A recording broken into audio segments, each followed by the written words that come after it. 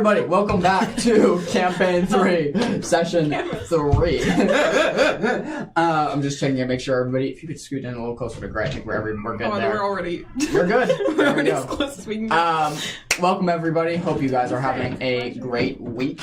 We're going to go into some announcements and prayer requests, and then we're going to jump into the session for a recap. So, starting off, just some quick announcements, starting off just kind of with the most obvious. PJ, unfortunately, is no longer with the table. He's had some scheduling conflicts come up, so we will miss him, but he's unfortunately no longer going to be with us, but no worries, no bad blood there.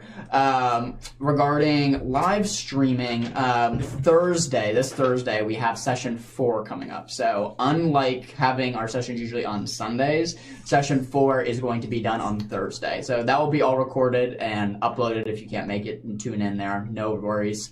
Everybody's level 2 now. Yeah, everybody's level 2. So everybody was just doing their level ups before we switched the cameras on to live stream. So you might see a couple new spells come up. If you have any questions about like what people are doing or what people are using, there's a link to Demiplane and Daggerheart down in the description of this video that you can check out kind of the rule system and like what spells do. There's a cool search function on there. And last but not least, Gray, do you want to tell us about this? I'll get it. My older sister is the coolest, and she had... It's stuck. She Alicia, what did you do? got a piece of wood and a wood burner, and it like laser engraved. They can't see it now. I didn't know we were doing show and tell. That's okay. We'll show it later. That's fine. It's locked in at the moment, but here at break we'll get it. That way you can Never actually mind. see it. She didn't do that. That didn't happen. Forget that entirely. I'll hand it back to you when you show it off break. I fall down. It's all good. No worries. It's so cool, guys. Let's keep the suspense. It is really cool, and we're very appreciative of it. Prayer requests for you guys. What can we be praying for you for this week? I've been sick. Oh no. Plague. Sick. What kind of sick? Just like a cold, but Okay. evil. Evil. Evil sick. Evil cold. Oh, Evil wait, cold. is it a cold that is evil or a cold that makes you evil? Oh. She's already evil. Okay. I would do No, I'm not. Very Do you want confusing. to tell no lies? Yeah, can I tell Anybody else? Sorry, I should be umming into myself. Okay. I just thought there was something coming. Yeah. The starter on my car is broken, Oh. so I need to fix that. Mine's going. great. Let's Starter. go. Hey, depending on the type of car you have, I Give can a- do it for you. Give a mechanic here, or are you going to try to do it He is yourself? the Yeah. mechanic. I do it. I don't trust other people to work on my cars. Smart. Starter on car. I have a Honda though, so it's. Oh, Honda's great. I heard Hondas they're are a so pain to wonderful to get the work on. starter. You sure? Got you. I may have to drop the drive shaft. That's fine. Unless Don't it's front break wheel my drive. It's fine. It's okay. I can do it. Don't break my thing. Cool. So your starter is going too? Well, okay, so kind of. It just Okay. hates my home state. It just Oh, it hates cold protests. weather. Yeah. Well, it's not even that cold. Like I was there all summer, and it just didn't want to start. And then It's, finally it's started like as soon as you pass by the welcome to Maine sign, Yeah. it just starts. No, He it's starts like- hissing at you. It's in my driveway specifically, Oh, or there's one other place, but haunted technically, driveway. it's It doesn't like my house. It doesn't want to start at my house. So, Shrub is taking a nap. Did he die?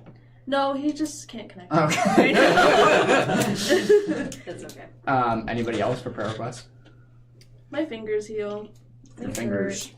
I got boo-boos on them. Oh, How did that happen? those are So big. apparently weeds can tear skin. It can Yes. pick it up. It can see it. Yeah. You can see them. Yeah, you can see them. At least Yeah. you're symmetrical. So that's the weird part. Why are they so symmetrical? I guess it's not really a good fashion taste. But yeah, it's like, You get rings. well, I had band-aids on them, and I really hate band-aids. So then I took them off because they make me freak out. So I just don't look at them. Yeah. I'm insecure. But they're also like on the bend of my finger, Mhm. so every time I do that, it applies pressure. So like they burn. That's Like, so yeah. Yeah. Yeah, they hurt, and I have exams and stuff coming this week, so I gotta be like typing a lot. We'll pray for quick healing on that for sure. Yeah. You type like John does and just use 3 fingers. I type with only Do 3 you fingers. really? Use 3 fingers to type. Please type something. No, you. I feel like I use 4. You do. 4. I think I use 4 fingers. That's. I still- definitely am not the way like you're supposed to type. Like you know how there's like a specific way you're supposed to do it. I can't do it that way. But you're not a pecker either. Like you. No, I don't do that. I'm not the grandma. You probably could use your nose, but yeah, don't. Like Flint Lockwood from Climbing with a Chance of Meatballs. He just like. We got Although it. with this Right, keyboard, that's we got probably it. what it sounds like I'm doing. Cool. Any other prayer requests? And then we'll jump into recap after. Sleep. Yeah, I got you. Please. I've been getting a solid 4-ish hours a night. Oh. Is there any reason, or just you're not sure why you're not sleeping through the night? No, it's school. I've been Ah. working on school till 3-ish in the morning, Oh, and then gosh. getting up again at 7-ish. Okay. So Yeah, I'm sorry to hear that. no. How many nights? We can in have a row? therapy session after. 6 We'll do right it on now. break. Okay, 4 hours. Well, I've gotten 6 a couple nights, so that's better. But it's been a while since I got good Thank good you nights. for being here. Yeah. Yeah, I mean it's the one moment of the week I actually socialize with people. So Okay. I kind of Well, audience, if you see Annabelle dozing off, she gets a pass this session. Just this session. I'm just kidding. All right, so I'll pray over that. Good prayer request. I didn't skip you, right? I didn't My skip you. shoulder still hurts from playing maid volleyball. Okay, great. Well, I have a bum shoulder from playing volleyball for multiple years using improper form. And so then playing volleyball with improper form while playing maid volleyball, I torqued it, and so now it mildly hurts doing normal things. So I'm not gonna even try to explain. Yeah, do we want context or are we gonna keep I feel it? like the only we should not explain it until we're ready to do a TikTok of us playing it, Oh, God. and that'll Our give the full. rematch. Our rematch. You want to get toasted again? Are you doing a rematch? I tell no lies. Go ahead and roll me an instinct check. It's not. Oh, okay. We'll Yeah. definitely be praying for that. She witnessed it. All right, all good? All right. Yeah. Dear Yeah, Lord, we're thank on. you for this day, Lord. Thank you that everybody made it here safely. Thank you that we can just gather around the table, Lord, and just have a great session 3, Lord. So far, campaign 3 has just been going so awesome, Lord, and just having so much fun with these people. I please pray that we can just be a bright light for you, Lord, and that we can just sow seeds into this community. I thank you for every single person who's tuning on and listening to us RP and just have fun with each other. I just please pray blessings over their life, Lord. Specifically over my table, Lord, I please pray for Sadie as she's been sick with a cold, an evil cold. I please pray that continues to get better, Lord, and that it doesn't turn her too evil. I please pray that she just continues to get better and it doesn't affect her sleep or classwork or anything like that. Lord, I please pray for Carter and Alicia as they're both having starter issues with their car. I please pray for Carter, just if he doesn't have it already, just give him the knowledge to fix that on his car. Help it be hopefully an inexpensive fix that he can go and just get it all set and fixed and not be too labor intensive of a process. Lord, I please pray for Alicia's fingers, that she's kind of has some little marks on her fingers from weeding. I please pray that they heal quickly. Lord, I please pray for Annabelle as she hasn't been getting a lot of good sleep lately, and we know that's very, very important. I please pray that she can kind of get a better sleep schedule and get some good REM sleep. That way she can feel much more well-rested and tackle school much more efficiently. And Lord, last but not least, I please pray for Gray as he's still recovering from kind of the little shoulder incident that he's had. And I please pray that his shoulder, the ligaments or the bone or whatever it is, just starts to heal very, very easily. And in Jesus' name I pray. Amen. Cool stuff, guys. So, recap. Let me turn on the music. Are we going to do introductions again? Oh, yeah, thank you for reminding me. So, someone had a great idea. I got you. Could you bump that back up? I'm turning it, thanks. Someone had the great idea of doing introductions just again, because everybody knows here what character they're playing due to the tags, but they might not know you guys. So go ahead and give a little introduction. I'll start with you if you don't mind, and then we'll go around this way. Give Give as much as you want. Your name, and then if you want to do a fun fact, great. If you don't, no problem. Okay. My name is Alicia, and I have a bookstagram because I like to read. Nice. Go follow. I have a question. What is your shirt? It's a super cheap shirt I got from Walmart. That's so cute. Oh, it's like the Cupid Club isn't a thing. I thought it looked really cool. I thought it was like branded. It's my gang, actually. I was telling John that I wanted to join a gang. Can I join the gang? Well, so it's a gang I'm starting once I get my bike, and then once I get my. Well, you're already. Like pedal bike or motorcycle? That's not funny. Hi guys, I'm Sadie. I'm Sadie, and I'll be your waiter this evening. That's Nice. my fun fact. Waiter? Nice. Yes. Okay. I'm Carter. Cool. I am Grayson, and I'm playing Cram, and I realized after session last time that us three are the edgelords of the group, with you two duking it out for first, and me taking a solid third place. Yeah. Nice. But you guys have to fight it out somehow. I don't know how you Are wanna you do an that. Edgelord? I wouldn't call myself one. Just more edgy than I am, probably. Yeah, I do have a really dark and mysterious past, though. that's true. That's very reminiscent of your character. Wow. When someone says you play a piece of yourself in your character, I can see that now. I don't. My past is full of whimsy and joy. Yeah. Go for it. All right. I'm Annabelle. I guess my fun fact is that I can't think of a fun fact. Yeah. Good stuff. Performance under pressure. Yeah. Hello, I am John. What's a good fun fact? What's a good, really random fun fact about me? You really like those frozen pizzas that you can put in the oven? I do. That's a good and they one. smell really good. Yeah. But in my opinion, they don't taste as good as they smell. That's fair. That's fair. Yeah. I do like frozen pizzas. The Red Baron sponsor us, please. The Red Baron French pizza. That's gonna be our first ad read. That's gonna be our See first all ad this read. space up here? This could be good. Totino's pizza rolls. You put like a massive billboard. Your ad here. Oh my gosh, that's so funny. Yeah, we can do that. Okay, so jumping into the recap. He's getting replaced with Totino's pizza. Sorry, we're just in a silly, goofy mood tonight. Guys. We're getting ready for the session. We're getting ready for the session. We take a little bit to warm up.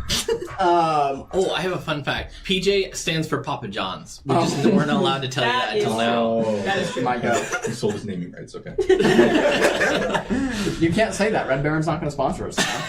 Well, no, that's why that space is empty. Oh, so we have Red Baron. A pizza opening for a pizza sponsor. Oh my Papa gosh. John's is no longer with us. Yes. Okay. Rest in peace. Too I've racist. spoken to him. Not PJ, Papa John. To be clear, PJ isn't dead. Just in case anybody is wondering out there, PJ has not died. Alright, so recap of Campaign 3, Session 2. We are so lost. You all traveled through the Sunfire Desert and reached the basin of the pyramids, where you found a massive rune-etched archway. You quickly discovered that a sacrifice of blood was required to enter the Tomb of Pharaohs. After sustaining a few wounds across a couple of you, the party pressed inside and soon encountered a swarm of scarab beetles. Thousands of 10-legged beetles crawling through the stone halls, highly perceptive to noise and light. At first, you fled from the horde, but upon reinvestigating, you learned you could draw the swarm away using light, which cleared the way through the Grand Gallery. There, you found vases and oil paintings depicting those who once remained in the tomb, and restless spirits stirred in the halls. You saw moving skeletons and shattered vases, and almost like spirits trying to be released from their tomb there. After pressing further, you entered the royal chamber at the heart of the pyramid. What began as an attempt to convince the statues that you were owed treasure by family right quickly turned into a battle with two stone sentinel guardians. During the chaos, Beckett fell into a hidden scorpion pit that she may or may not have seen. Okay. That was necessary. As the fighting raged on, the token Victor had been pursuing so heavily was discovered by Cram. Not long after, Valentine took a devastating blow from one of the statues, leaving her incapacitated for much of the battle. I'm putting you on the spot, Victor, but can you give it that description of what that token looks like? Because there was some confusion about it, so I want to clear it up. The new token. The new token you found, yeah. The new token would be about the size of like a sand dollar, if you've ever seen one of those. Carved out of a piece of bone and carved within sort of like a blackened ring on one side is what essentially just looks like a woman in a long, like, flowing dress and the distinct silhouette around her head of like a veil. Perfect. Yeah.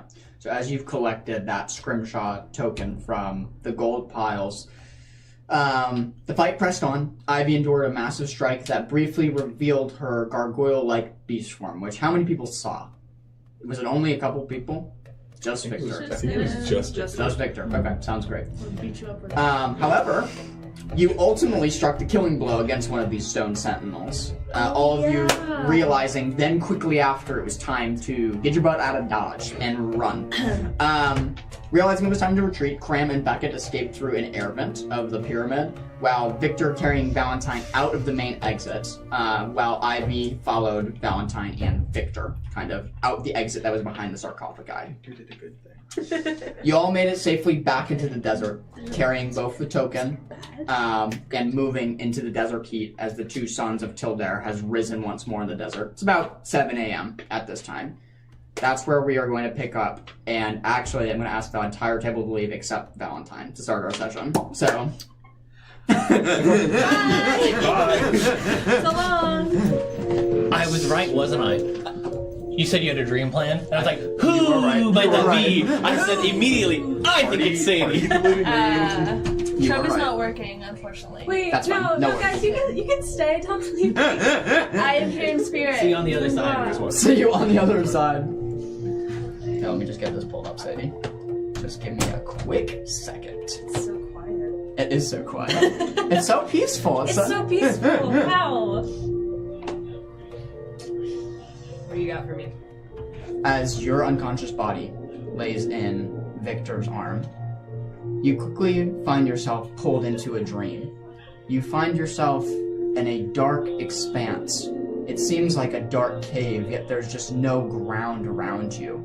You can hear the occasional water drip happen occasionally around you, where you hear it echo throughout this huge dark expanse. Think of just space, as it's just nothingness all around you. As you look around, you wonder if you have died and passed on, or if you're in some sort of purgatory or some sort of situation where you have not experienced this before. You feel cold. You shiver as you watch the exhale come from your breath, and you can see the moisture in it, signifying that you're in a very, very cold environment wherever you are. There's no floor beneath your feet, only endless black as you drift weightless in this void of space. Then you hear it. A voice, distorted, jagged, echoing with menace. Yet beneath the twisting layers, you know it. It is familiar. Unmistakably familiar. Beware, O soul who seeks the mark and glory of the matriarch, for least you prove the self-devout. The voice booms, echoing, coming from all around you, and waits. Unruly children are cast out.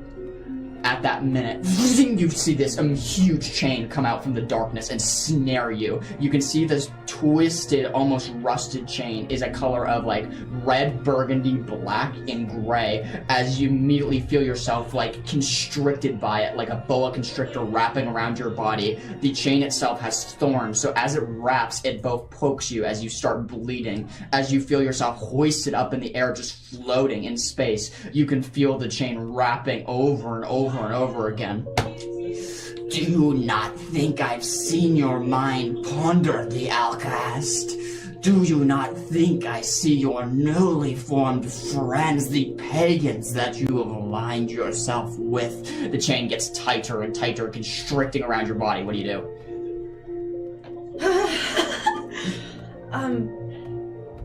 I sort of cough at the constricting, and I say, "It's just curiosity. You can't blame me." As the chains loosen just a hair, just so it can hear your voice, you feel the chains enwrap you over and over and over again. I doubt you have just curiosity, child. As the chains once kind of constrict once more, you've also failed your weekly sacrifices. I've been traveling. I haven't had the time. Just let me go, and I'll do extra. I'll do double. Go ahead and roll me a present roll.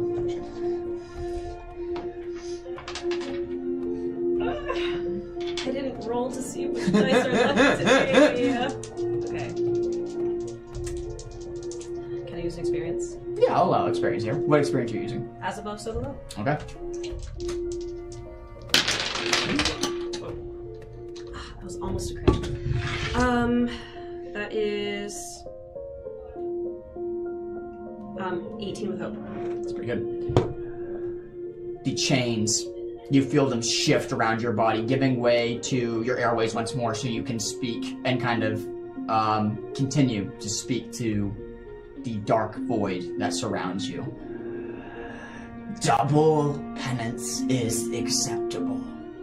But if I hear your curiosity continue to grow with a buried artifact, then we will talk soon again. As you can feel the chains slowly start to ding, ding, ding, ding, slowly start to unconstrict around you, slowly start to escape your body.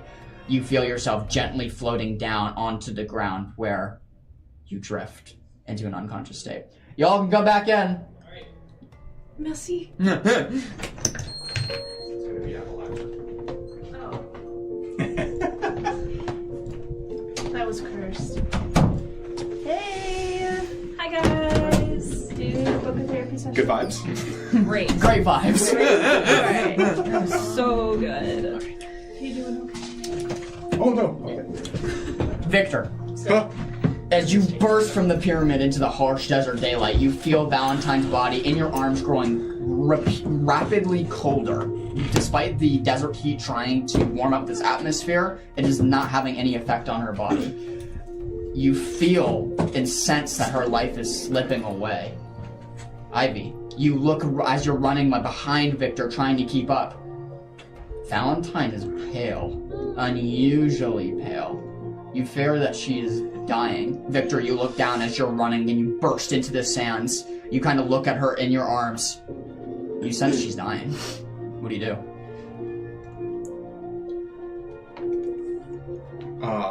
We're out in the sand now. You're out in the sand. You just Okay. escaped the pyramids. It's you and Ivy and an unconscious Valentine. Victor's gonna, set Valentine down immediately and look up at Ivy. Do you have anything healing, anything for her? Ivy is instantly, when she catches up, drop to her knees, and she's going to kind of scoop up Valentine. She's going to grab part of her horn. If you look at her, you see she's got one normal horn, one that's half, and the tip of it looks like it's been crumbled. She's going to rip off the rest of the horn that was there, and she is going... Where's most of her wounds at? It looks internal. There's not much external bleeding. Okay. She's gonna crumple it up in her hand and just shove it into her mouth. And this is me giving a minor health potion, so that immediately clears 1d4 hit points. As you shove the broken horn into her mouth, and the liquid begins to pour, this weird viscous liquid begins to pour into your mouth. You don't know really what to do here. You're just kind of hands off watching this experience happen. As suddenly you come back into reality. You see the two large suns, most notably Solar, as its huge and bright rays, it's a big sun, are just kind of up in the sky. As you are sitting there, The light is so bright from where you once came from. It's like you're shielding your eyes after being in a dark place for too long. But you can make out the faces of a very distorted Ivy and a very distorted Victor as you're just coming into consciousness. As you grab your chest, as you feel pain writhing from inside of you, you quickly try to grab some of the magic that you usually have and just kind of try to shoot it out of your fingertips just to kind of wake your system up. And as you flick, nothing happens. No magic emanates at all. As you notice, a grave fear befalls you very, very quickly. I kind of scramble backward and sit up, and I grab my knife and I cut on my forearm, and I try to cast again. Sure. As you cut, go ahead and take a stress. You cut it and go ahead and cast. Nothing happens. Nothing at all.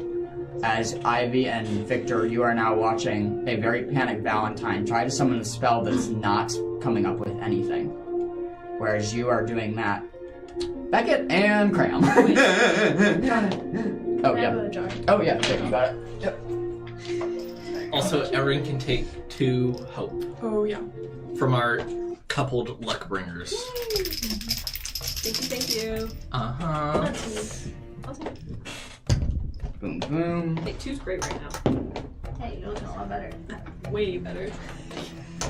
As you both were just made it out of the air vent, you quickly kind of make your way down the pyramid very, very carefully, as it's like a ancient stone set of staircases, so you kind of have to watch your step as you're maneuvering down. Your party is nowhere to be seen. It was just you two who fled out of the air vent. As you kind of slowly climb your way down the pyramid, you kind of look out about the desert. And you see a few figures on the other side of the pyramid. It looks like 3 of them, but could possibly be Victor, Valentine, and Ivy. Kind of on the darker side where the shadow is being emanated from the suns. Are you still in your transformed weasel self, or did you transform back? No. I transformed back. I'm back. Okay. Yeah. Yeah. Yeah, I guess seeing the 3 figures, Beckett turns to Prim. She just says, "Well, if they made it out, we'd better go get those tears because we've earned them by now." Okay, we can do that. Are you okay? You look rather injured. I'm all right. We're out of danger for now. I want to know what the heck he was thinking bringing us in there, knowing that his right to his heirloom might not be honored. I agree with you. I think he's probably a lying, scheming scoundrel. All right. I'm very upset. You almost got killed, and you fell in a pit, and I almost got killed, and I'm glad that we made it out together. Yeah, me too. I didn't expect someone that was so nice to be so bad. Mm-hmm. Yeah, well, you have every right to be upset, and your instincts were right. I remember you saying, what was it, a day ago? Only that you were having bad feeling about Victor, and... I did? Yeah. Oh, that's so smart of me. Yes. Yeah, well, let's just go and see if we can't have a little chat with them. It takes all of 10 minutes for you to scale the 300, 400 feet pyramid just very, very cautiously before reaching then the ground. And then eventually kind of another 5 to 10 minutes of making your way around the basin to get to them. You see a very conflicted Valentine. You can notice that her face is very, very pale. And maybe that's just the contrast of the desert heat, but you notice it's a little bit more pale than it usually would be. And then you can see Victor and Ivy kind of conversing back and forth to themselves. as you kind of slowly approach the group of 3. I'm walking behind Beckett, looking over both of us and seeing how both of us are very badly injured and our clothes are torn. I'm definitely going to need some new clothes now. Thankfully, my hat is intact. And I stand very much behind Beckett as we get closer to the group that I am, to the group, including the one person I'm now much more skeptical of. Sure.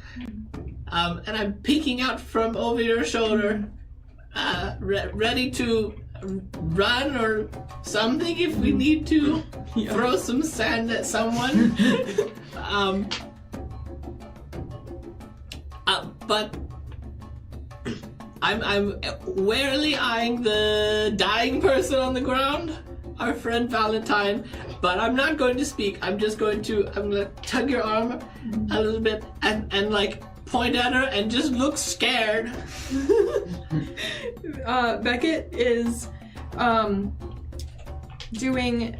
She is walking at a very brisk pace, trying her best to look intimidating, although it's a little hard as she is only 3'6", but she is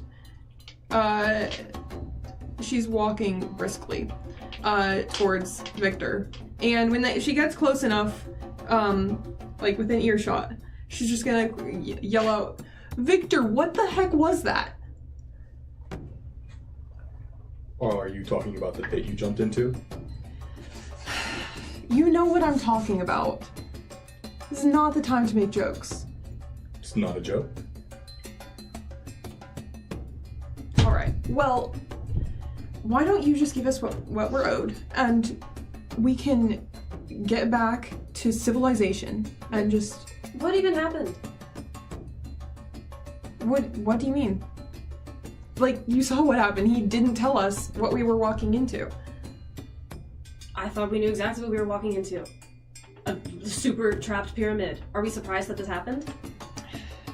He said that the only threat would be grave robbers, and that he had a right to... Okay, last thing I remember was that stupid stone statue swinging at me, and now I'm here. What happened? You know, good point. I don't remember seeing you on our way out. What did happen?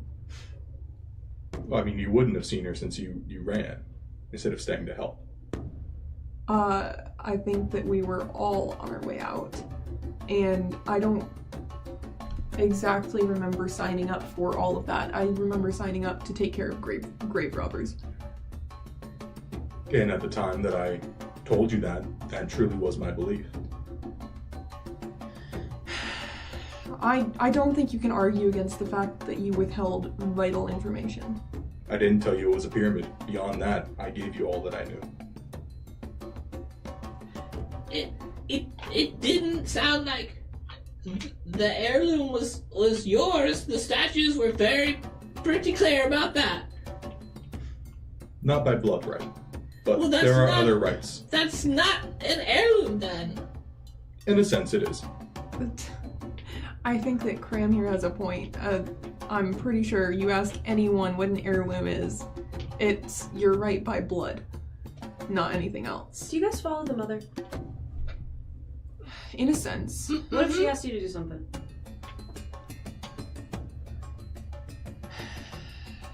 Are What if you she saying said something was yours? Are you saying that he heard from the mother? No. I'm saying he obviously heard from somebody. So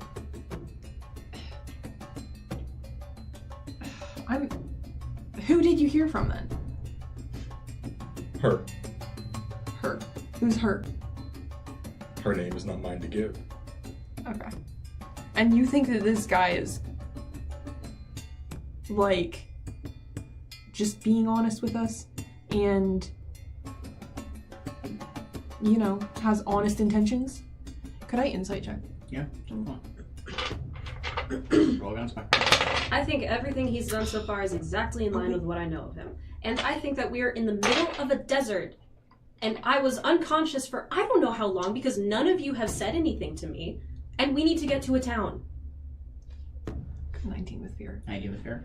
I'm going to spend out 2 beguiling words, and another 2 part of the poet. Okay, sounds good. So You have to beat a 19, my friend. I feel like I can do that with beguiling words and heart of the poet. I feel like this won't be that Oh wait, horrible. instinct. Oh, that's +2, so that's a 21. You have to beat a 21, my friend. Well, that's not going to be too easy, but actually, that might be possible. I'm doing that.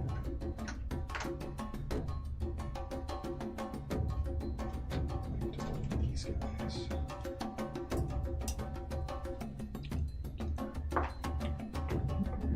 What is that? So that's...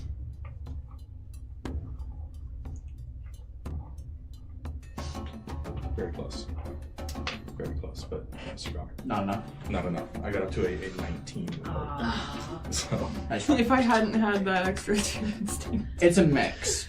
It's a mix. It's a mix of both honesty and dishonesty. As far as what words are honest and what words are dishonest, it's what's up. But you can definitely tell some words that are spoken are truth, and some words that are spoken are just slightly off the truth. Just enough to throw you off the scent. Look, I agree. We need to get to town. I have dealt with similar people before, and I can tell you, I do not think that he is being completely honest or that he has the best of motives. But I would agree, we are in the middle of the desert right now, and we should probably get back to town. But I need to know that I'm not the only one who's infuriated right now. I'm with you. Thank you. You almost died in there. In fact, you did die. For at least solid 15 minutes. I know. I'm not exactly thrilled about it, but can we just get to a town?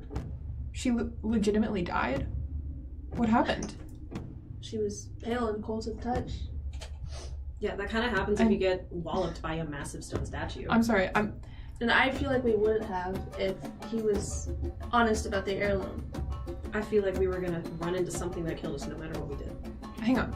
Last I checked, death was fairly permanent, and she just was revived without seemingly any miraculous power coming into play. I don't remember any. What do you look like? I'm still a gargoyle. I am Glad also. I asked that question. Yeah. So rewinding, now that I know that, I imagine you saw them coming and dropped. So No, I think that they Okay. were just so infuriated that they just kind of okay, so didn't fully rewinding. focus. No, I think it's fine.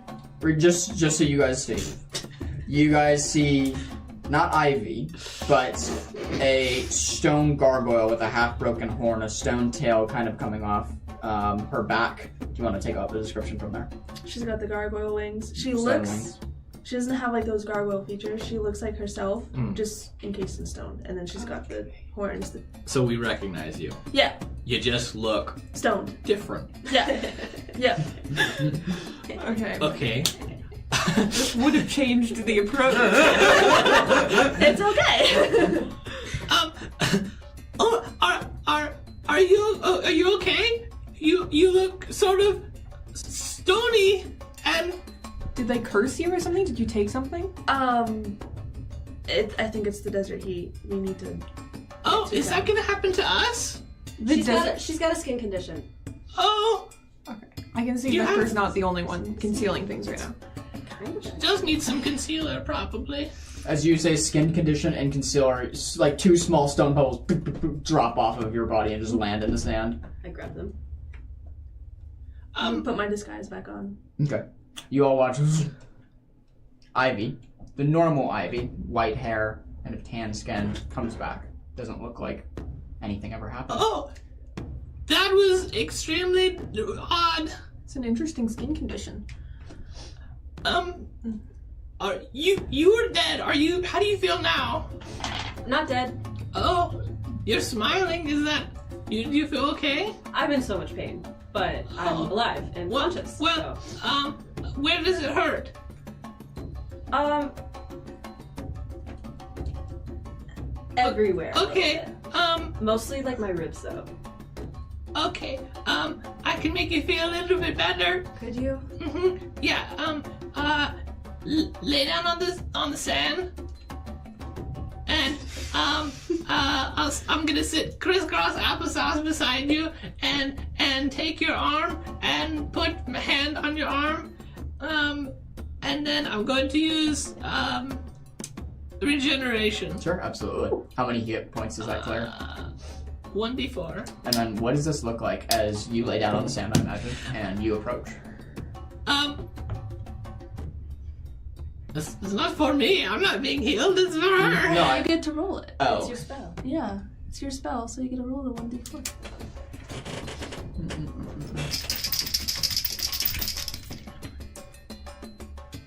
Oh. It's cocked. It's still sort of cocked, but it's a 4. 4! There you go. Take it. Oh, you're looking a lot better now. Way better. You lay down on the sand and okay, close your eyes. I haven't done this in a little bit, so be patient.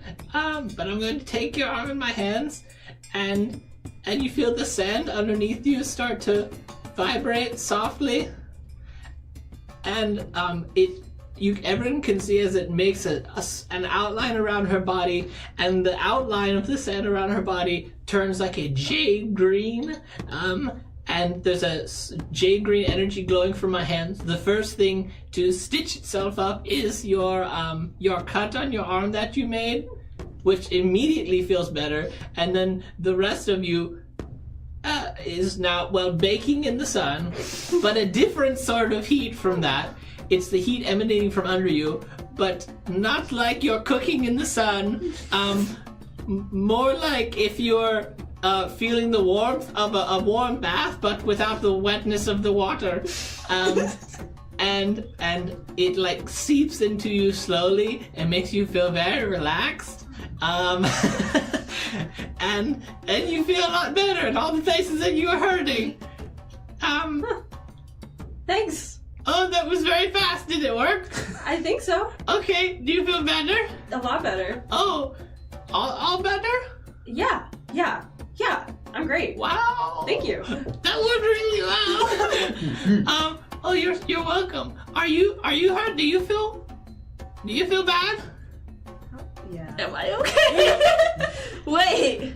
You look sort of angry. Do you need more like emotional support? Emotions. Sorry. It's been a long trip, and this was... I didn't get hurt? Not at all. That's not I right. don't think that's right. That's not right. Unless I use all my armor, but even then... You definitely had hit points. Yeah, more. definitely. You I think I definitely had- a little bit more. Are you on the right character sheet? Yeah. I am. Just, yeah. I think- Just take a couple. When you level up, it clears out some of the hit points that you took. Oh, okay. Gotcha. Because I did add a hit point. Then you're not that hurt. I'm great. Oh, Yeah. you're very tough. Probably partly due to your skin condition. Do you need any like ointment for that? She's gonna look at like a fake little scar and be like, if you have a little bit, I'll take some. I don't. I'm sorry that I offered. I wasn't trying. I was just asking a question. Do you have one more cranberry? No. I gave them to the Beatles. It's okay. But you could take this instead. I'm going to reach in the front pocket of my overalls and pull out a little flower crown. And it is sort of small. Does it fit on your head? She's gonna look at it like she doesn't know what to do with it. You wear it, and it gives you some protection. It's a little bit magical. Go ahead and roll me an instinct check. Okay. Can I arcane sense it? Yeah, it's not magical. Oh, no wait, it is actually. It is magical? It's very magical. Okay. Yes, it is infused with the power of love and friendship. I'll go ahead and let you take the DM ball, because there must be something I'm forgetting. It is, it was once. It was a flower crown that my darling little sister made for me. And I've had it with me so long that it just started glowing green a little bit, and it protects you. Can I see it? Are you sure you want to give that away, Cram? Well, just please don't like break it. No. I just want to. But like you're very fragile. You die very easily, and you, I feel bad for you. As you take this little, like, small assembled crown, you can see it's very, very small. It's meant to fit a goblin's head, so a very, very small person. As you kind of take it, you notice, like, a warmth coming off of it. As you kind of take it, it's, like, pulsating with life. Feels like almost harmonic, in a sense, as you kind of feel it vibrate as it leaves Cram's grasp. It would probably fit you best as a choker. A what? It's A tight necklace. Yeah. How do I? Um, I don't want to break it. This no, here, seems. here, I'll take it. Just kneel down. Okay. Are you ready? You are now the flower princess. And I tie it around the back. And you feel a very small, like, warm glow around your neck. But it dissipates. It doesn't stay there, like, forever. But that's just so you know that it's working. Have you heard this, like, little flower choker, like, on your neck? There's one thing that is evident about it, even though, like, you're not really sure what's that? I crit on the inside. Okay, perfect. That's what I'm coming to. Okay.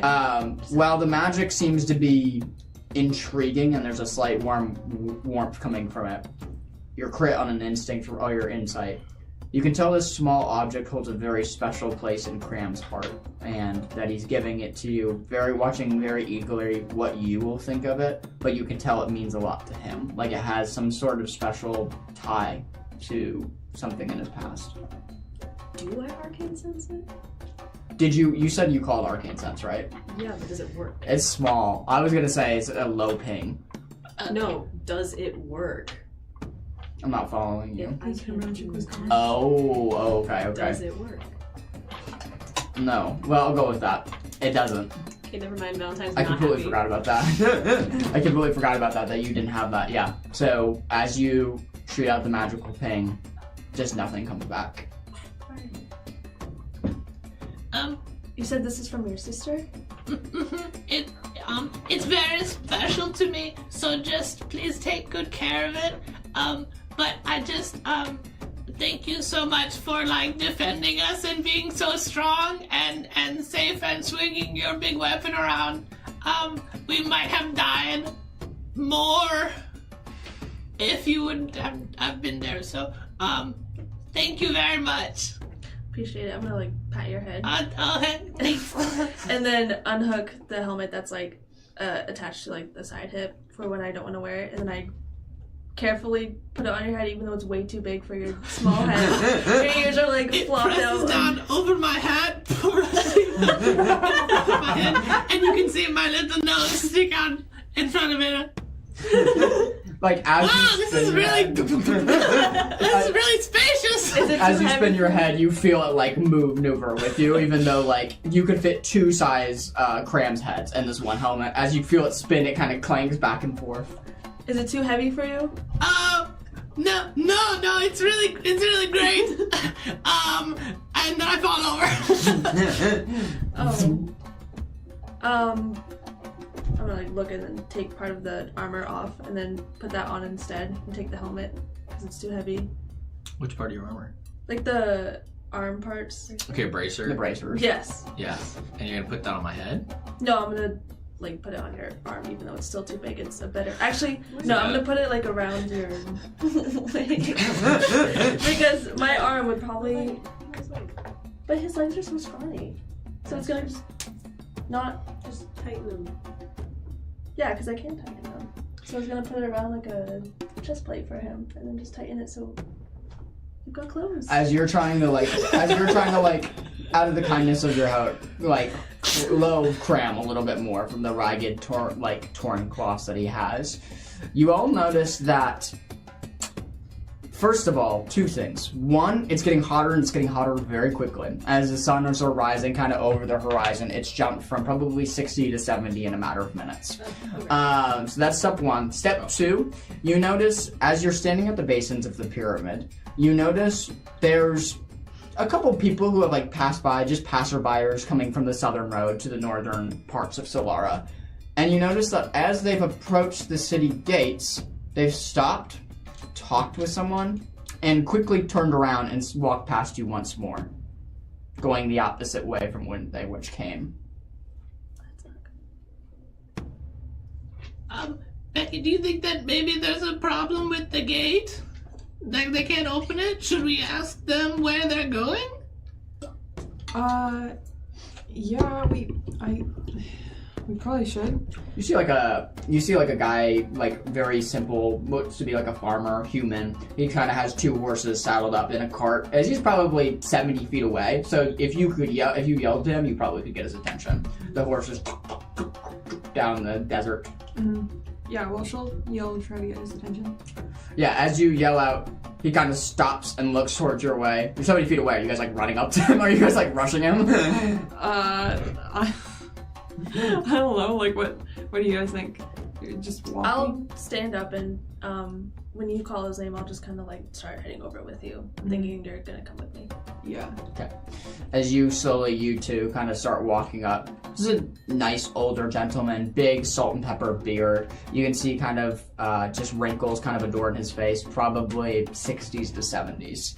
As he's kind of saddled up with this carriage. Well, hello. You yelled at me?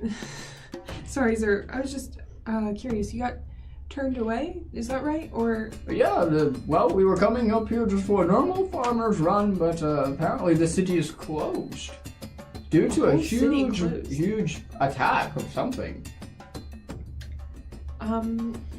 Interesting. And they're not allowing anyone in? They're saying nobody in and nobody out. I guess no farmer's market today. Well, you'd be concerned that the people in there could be going hungry without their fresh produce. Well, that's what I was thinking, but he said no. Why do you all look so dirty? As he looks over at you and you guys are like all scrapped. It's a long story, sir. What do you say we try to help this nice farmer into the city? We can try. How would you feel about an escort trying to get back in? Well, we can try. They were very adamant about letting nobody in, so I don't think it would go over well, but we can go and try. Why not? We could just go to Dirt. South. It's not far. Yeah, I mean, what do you think, Graham? I'm headed. Are you with them? Are you with Ivy? And... She's walked up. Okay. I'm headed in that direction. You all could pile up back here. I know there's some vegetables. There's like a good, the whole floor looks like to be a mix of cabbage and peppers. But if you sit in places and kind of move them out of the way, it's not like overflowing. It's not copious amounts. You could fit all 5 of you. I'd be a little bit squished, but it's a free ride. Victor, still haven't had our payment, so which direction are you going? I'm following her. Points to Valentine. I think we've had enough with you. No, wait. Hang on. Who died in there? Valentine. So then it should be my call.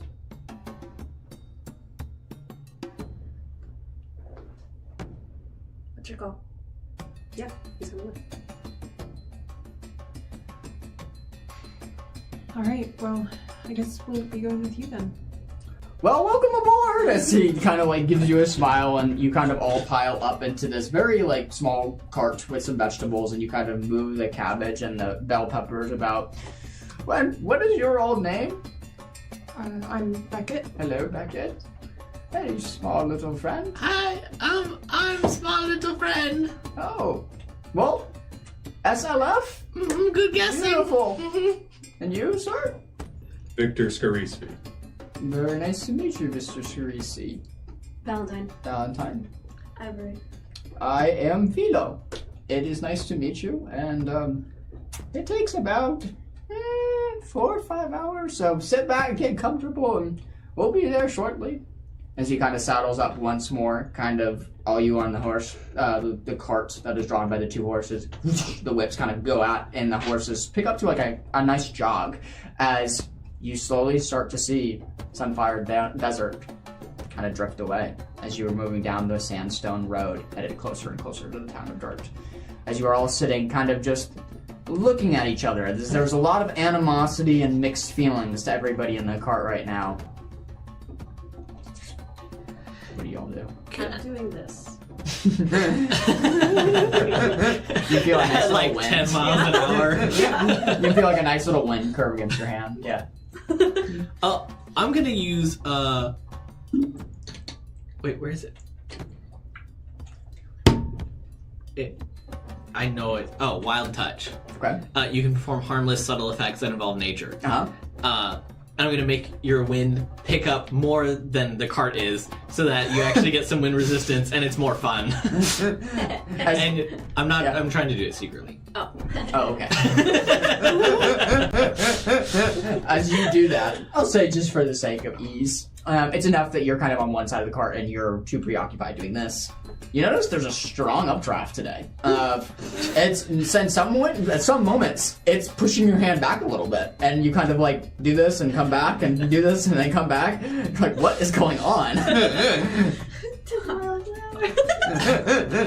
While she's doing that, I'm going to scooch over beside Victor and in the noise of the wind try to whisper to him to talk privately. Easy enough.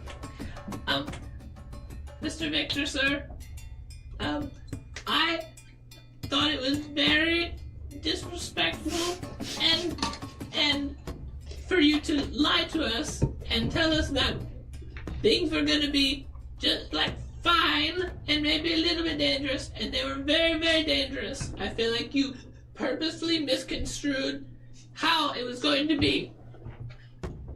I didn't purposely misconstrue the danger. The only thing I purposefully misconstrued was that we were going to a pyramid, and maybe the arrow. The danger, as far as I knew, it was not going to be that dangerous. The Guardian statues clearly disagreed with you about you having a birthright to the heirloom. Not blood right, but I would still call it a birthright. But because they disagreed with you, we almost died. Everyone almost died. I felt like that was very deceptive. Victor's gonna look around, see that everyone is alive and well. Mostly well. Nobody did die. My instincts are telling me that's very poor reasoning. It may be. Oh. Anyway, it was very wrong of you to lie, and I trust you less than I did before.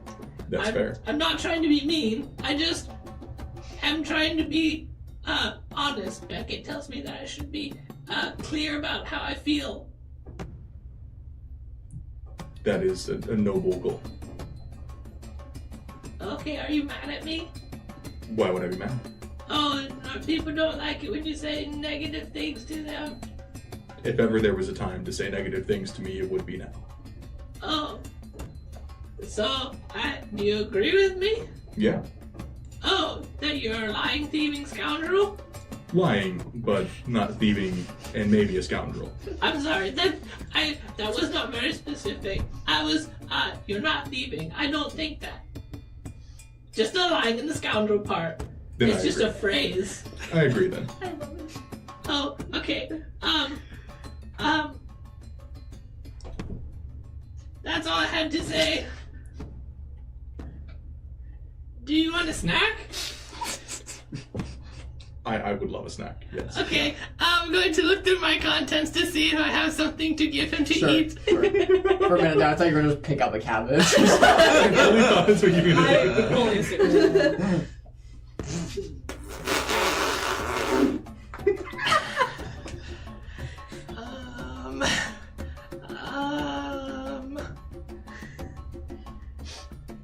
I'm going to pick up a cabbage. I'm going to pick up a cabbage, and I'm going to use Wild Touch to have a harmless, subtle effect. I'm going to pick it up, but make it look very fresh. Okay. Not necessarily changing the contents of it nutritionally, just aesthetically. Go ahead. And I'm going to hold it and, here are your veggies. Is this yours to give? No. Okay, Victor's gonna reach into his pouch to see if he has anything for us. Sure. I'm sorry. You're right. That's thieving. Now you're a scoundrel and a liar, and I'm the thief. That's very bad. The mother would not be pleased. Can I have the cabbage back? As you hand the cabbage back, you notice this, like, you all are kind of, like, minding your own business, you playing with the wind, you kind of just looking out on the desert, where you see, passing back and forth, a cabbage is Cram and Victor, and suddenly Cram has this cabbage once more. As you look up towards Velo to see if he is, like, heard or seen any of this, he's not. The loud sounds of the horses and up with the upper carriage is kind of he's paying attention to the field. He hasn't heard anything that's going on. Okay, marvelous. I'm going to send it down. I'm just going, just so you know, you can lie, and maybe that's okay with you, but it's not okay with me, and I will not lie to you. I will tell the truth so you can trust me. Because I was told that trust is, if you expect someone to trust you, you need them to trust you. I messed that up. I'm sorry. I'm going to scooch back over to the other side of the cart. As you scooch over to the other side of the cart, just kind of sit there. Yeah. I was, first of all, I was wondering if this counts as a short rest. But Yeah, also I'll give I that wanted- to you. It's been at least an hour. Okay. Yeah. Thanks, Annabelle. Also, Beckett is gonna walk over to Valentine. Hey, so I know you told us a little about how you met Victor, but you seemed rather insistent that he continue along with us, and based on what you did share about your meeting, it seemed rather brief, and I don't know why it would merit this kind of loyalty to him when he just sort of betrayed us. I guess the whole time I kind of thought he was full of it, so I wasn't really surprised. I don't know. He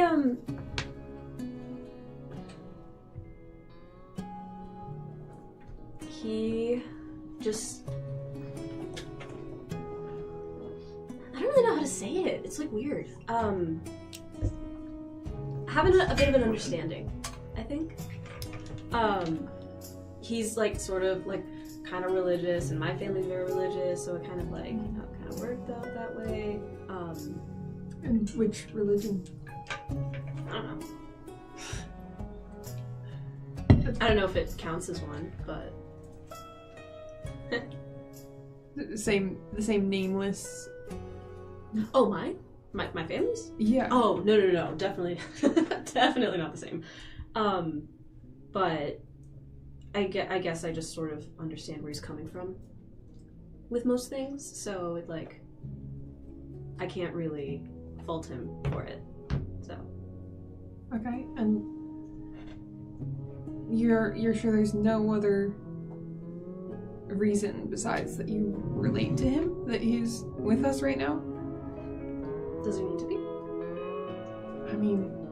You should try this, by the way. It's really awesome. Should I like half do it? Yeah. You're like, yeah, just like, yeah, but yeah, could I insight check? Go for it.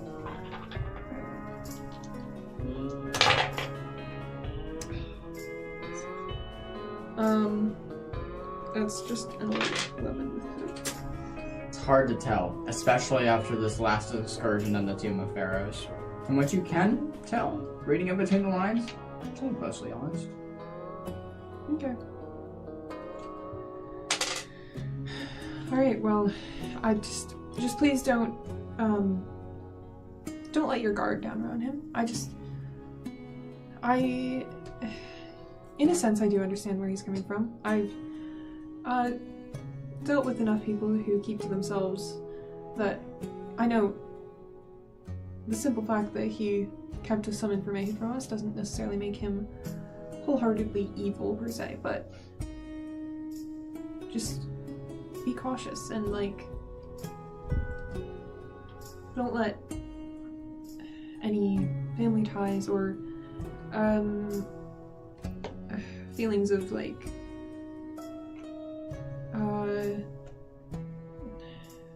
just the fact that you seem to understand where he's coming from, just don't let that cloud your judgment when it comes to him. You're very mistrusting. I kind of have learned to be. It's not exactly a generous this world out there, or I'm not like trying to attack you on that. I think it's awesome. Just observation. right? That's a fair observation. So where are you? You're from Withernot, right? Mm-hmm. Yes, whether or not. I can't say I'm from any district you've probably heard of.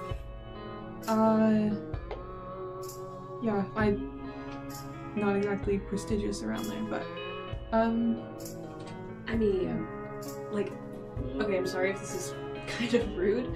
You don't really look like someone who's from Withernot.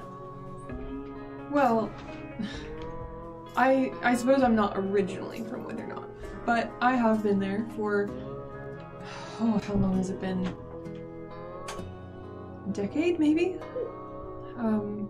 Just sort of settled there, and it's been my home, but I've been ready for a change, so that's why we're all the way over here, other side of the world, right? Yeah, and you're from Ravenloft? Ravensloft. Ravensloft, yeah. Correct me if I'm wrong, I don't remember if you shared the reason you came all the way over here to Solara? Oh, yeah. I've got this little side project I'm working on. I'm an arcane assistant, so Oh, kind interesting. of was sent out to get a whole laundry list taken care of. So, I mean, I'm intrigued. What sort of a laundry list? I want to talk to you about that. You're collecting like ingredients? Yes. Why? Well, partially intrigue. I have a fascination with, rare ingredients, and I've sort of a collector of sorts. Cool. Yeah. I'm particularly interested in alchemy, so it seems like a bit of an overlap there. Yeah, perhaps. I myself have, I haven't been the best alchemist, but it is, it's a skill that I'm interested in. So you're collecting ingredients for alchemy? Is that the laundry list I'm hearing then? Among other things. There's my employer is very interested in this one experiment, I'd say. So I'm taking care of some things there. Ivy, does she work for your employer? Is she here to help you acquire? That honestly kind of a happy accident. But that's also something I'm trying to take. I probably shouldn't talk about it actually, it's probably secret. Yeah, I can't tell you, I'm sorry. Alright. But we are working together, yeah.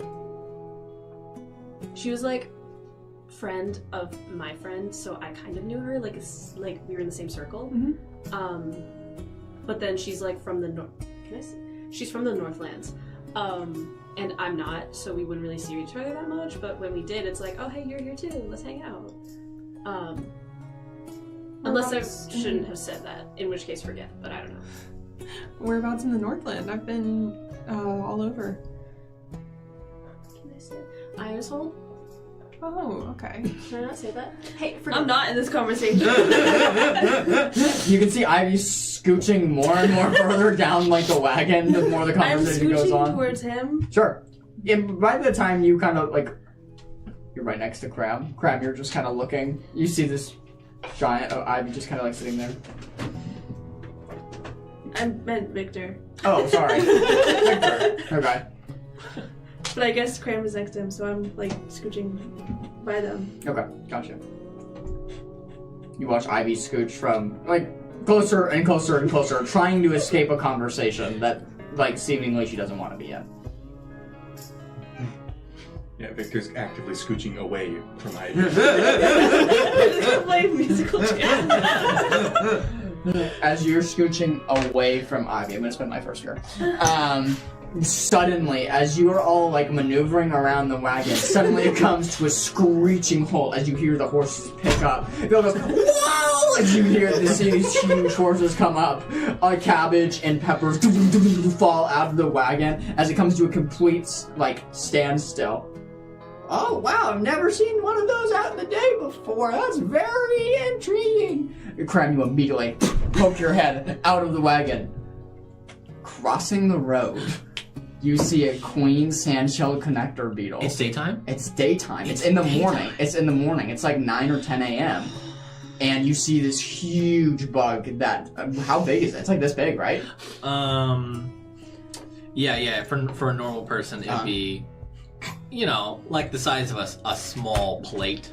Okay, that's on screen for you guys now if you want to see it. It's just the queen, right? It is the queen, and as you examine closer, like a small trail of ants, they're all marching with the queen. Some of them on top of the queen, like forming a half shell, but you see anyone who's not, about 50 adjacent ones kind of guarding her as she crosses the road. You all notice how slowly she's moving, almost as if appearing injured as she's crossing the road at like an armadillo level pace. It's pretty sad as they're all trying to guard her. The wagon stops and Viola is just, wow, how intriguing.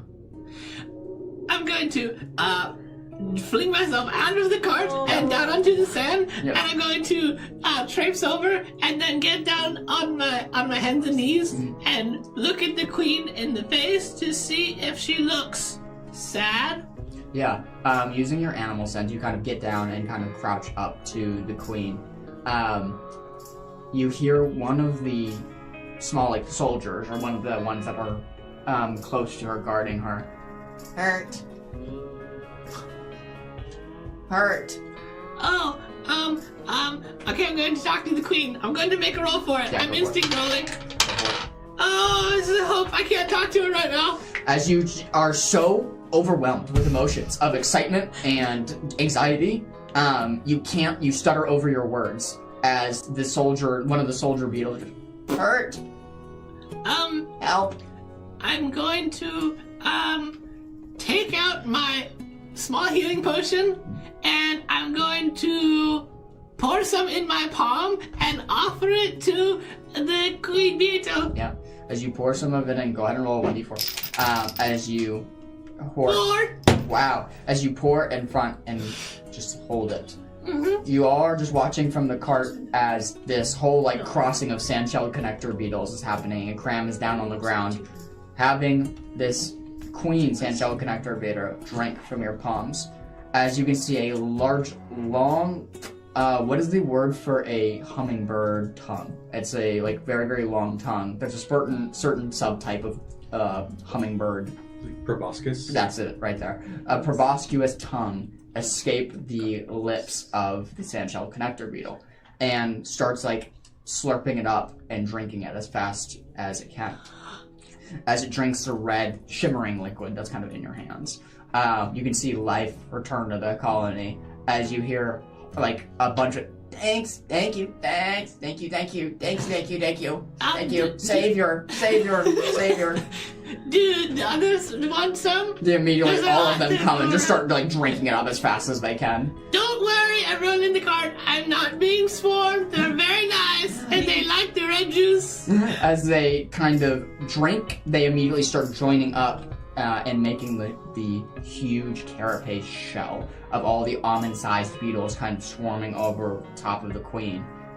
You've helped a small colony and their healing of their queen. You're not sure what was wrong with her, but everybody is healthy now as you're looking at this large sand-shelled connector queen beetle with all of her swarm on top of her. All of them saying thank you repeatedly. Some acknowledging you as a deity of like a particular savior that's been sent down to help them. I stand up very tall and put my head on. Do not worry, your savior Crab is here. I will help every single one of you beetles because you're all so precious and cute. For clarity, none of you hear the beetles speaking. It's just and you hear him. I am the savior, just like talking to these beetles, as he's clearly communicating back and forth and having a conversation. They've kind of swarmed up on the queen once more, and the queen is like getting ready to begin crossing the road once more. I'm going to talk to the queen. Queen, would you like to be my friend? She kind of like looks up at you. Go ahead and make me another animal roll. Okay. Yes. Yeah. Can I hop over the cart and Yeah. just kind of like walk over Absolutely. and crouch with Graham? As you hop over and kind of crouch with Cram, you're watching what seems like you know when you're watching a conductor at an orchestra? You have a similar effect as he is like orchestrating this huge beetle swarm to like kind of grapple onto the queen, and you notice that he's having multiple chittering conversations with multiple of them at the same time. It dawns on you that he has a natural affinity with these animals, like beetles, and just especially with the things that happen in the pyramid as well. He's very fluent, and he knows how to handle them and how to react. What do you say to the queen? You are so beautiful, and I am obviously your savior, and would you like to be my queen, and I will be the king of your people? There's a wait of like hesitation before a menagerie. Yes, he helps, he's her savior, he helps, do it, say yes. Before very calm, regal, I suppose, as you kind of hear a sigh come from the queen, you let out your hand, and the huge queen makes its way onto your hands. At this point, you would probably just be doing this a little bit. The beetle's huge now. It's one huge beetle with at least 100 of them affixed to it. As you're holding it, it takes both of your small goblin hands, plus some of your forearms as well, to hold the huge carapace shell. It's a big bug. As you're holding it, you can hear the chattering continue of the swarm conversing once more. You hear of bits and bobs, but it sounds like she was run over by like a cartwheel or something and was hurt. One of her legs was run over.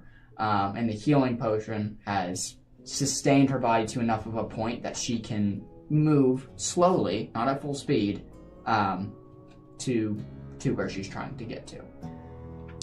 Does it look like she will heal from the injury? It looks like it will forever be gone. It will forever be amputated. The leg is missing. So Sandshell Connector beetles have 8 on each side. She has 3 on her left side, 4 on her right side. So it'll just be forever gone, it looks like. Okay. Well, I'm glad that you feel better. I'm Sarvin. I can't carry all of you, but I will keep my queen with me, and all of you be ready for when she calls you, because we'll probably need to have like a group meeting or something. And if you have any problems, any one of you can come, and I will take your requests one at a time, and we will make a very good little beetle colony. Okay? All of them stay connected to the queen. They just sit there kind of connected to the queen, just talking once, like, back and forth to each other, seemingly ignoring you, just on the back of the queen. Queen, you need to tell them to go away for real. Like, I can only carry one of you. Like, you'd be like a small backpack for me. Would you like to be my backpack? We can travel the world together. Ivy, what is he doing? Trying to figure out. What? Cram, Mm-hmm. you're communicating with these bugs? Yes. Mm-hmm. You can understand them. A little bit. Like, imagine if you talk to someone from somewhere else and they only know like 5 words of your language, and it's kind of like that. Right. What are they saying? This is my queen, and that I am the savior of this beetle colony because they were all very hurt and sad, and I gave them healing potion. You gave them a healing potion. Mm-hmm. So now this is my queen, and these are my people, and we are a colony all together. As you are talking to Ivy, only you hear King Goblin, King Goblin, King Goblin, and rapid swarms like amongst the queen's back. Okay, great. You guys need to go away, actually. As you like wait for them to like disperse, it takes a minute, but the queen kind of gives a nod and then a word that you don't recognize, that you watch them all kind of disperse, moving down your body. For a brief minute, you're just covered in sandshell connector beetles, forming a natural armor. As they're all like moving, as you're holding the queen, they're moving off the queen's back, down your body, down your legs, some of them in your cloth, moving down into the sands that sit below you. As you just sit there with the queen kind of in your hands, in your arms, you realize that you've just accomplished a goal you've been wanting to do for so long. I'm gonna hold it up. Beckett, look at what I have. I have a queen. She's my queen, and I am the king, and we will make a lovely couple forever. You're going to be my backpack, and I'm going to have her crawl. It's like a small backpack for me, and she just hang on. Sure, easy enough. She like crawls her way. You notice like it mimics a spider's movement with how slow she's moving. As you grab her like this, you watch this huge creature crawl up Cram's shoulder and then back behind him. You can't imagine as your skin like tingles with watching this huge bug crawl its way into his bag. It's this big of a bug. It's a huge bug. That's huge on you. As it crawls into your backpack, kind of fitting in there. It'd be like this big for me. That's pretty good. Yeah. Yes. So Beckett has kind of been like huddling against the side of the cart while this is going on. She saw the beetle and she just ducked down. She's just like, no. But hearing Cram call out to her, she's gonna very slowly reach into her nomadic pack and pull out a present she got for Cram. And another city trying to keep it secret until now. And she pulls out a very large, like one of those bug like cages. Yeah, I remember you talking. She just like looks over the side of the cart just a little bit. Cram, I have a little present for you. And she grabs the like bug cage, which has like little straps to attach it to your backpack. And she just hands it down to you, very hesitantly trying to like keep a wary eye on the backpack that the beetle just went into. You see a magnificently crafted cage. As your eyes beam, you see the kind of bars constructed. You've never seen like a creature, a small creature, like a bug-like cage before. Something that could hold perfect size, like a queen sandshell connector beetle, as it's delivered to you. This is very pretty. What is it for? It's for the beetle you just got. It's gonna be her new home. But she is my queen. I would not put my queen in a cage.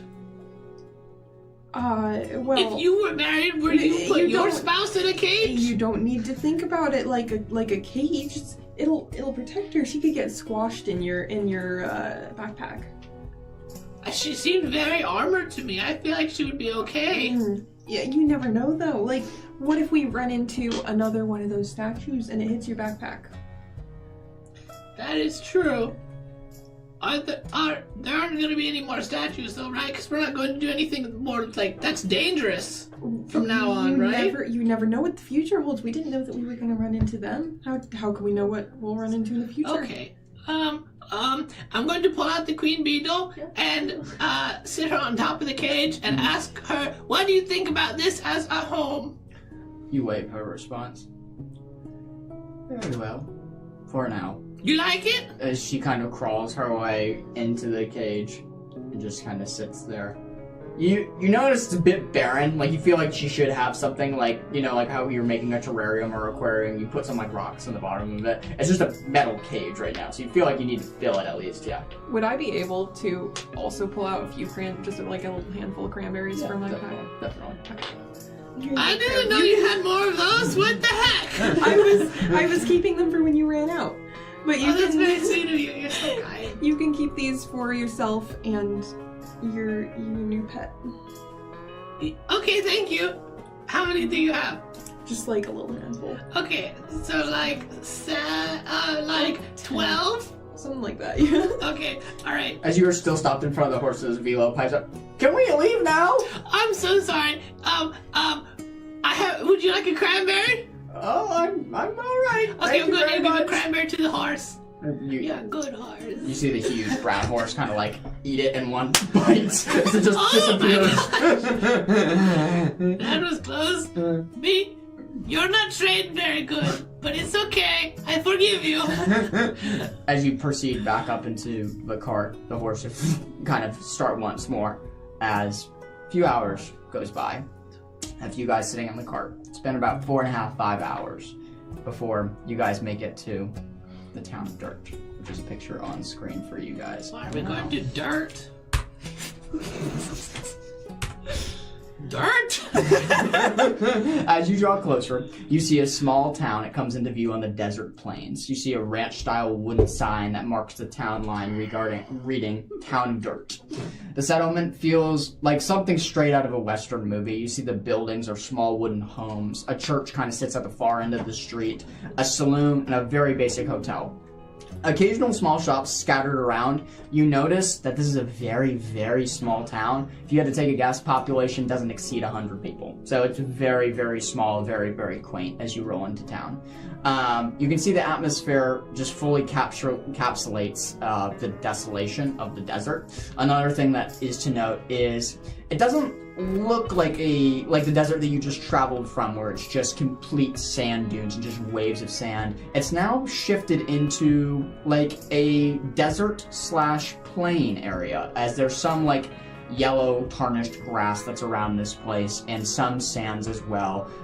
Red rocks give way to kind of expansive plains as the geography around you has shifted slightly. There's a point where the desert meets this kind of shift, but it's a weird mix of both plains, desert, and kind of where they both meet that you find the Town of Dirt. And that's where we're gonna take a break. So, as you roll into town, that's where we'll pick up next time and see what you guys do at Town of Dirt. Sweet! See you guys in a minute. Back. Hello! Greg's gonna tell us about this beautiful masterpiece. So, my older sister's the coolest, and she found a piece of wood and someone who had a tool for laser engraving wood burning stuff, and she put our map on it. So if you check the link in the description, you'll see that that's the map. So we've got that up on the top shelf. Not that you can see that on camera. Which I'm not going to set it up because it's high up there, but that's okay.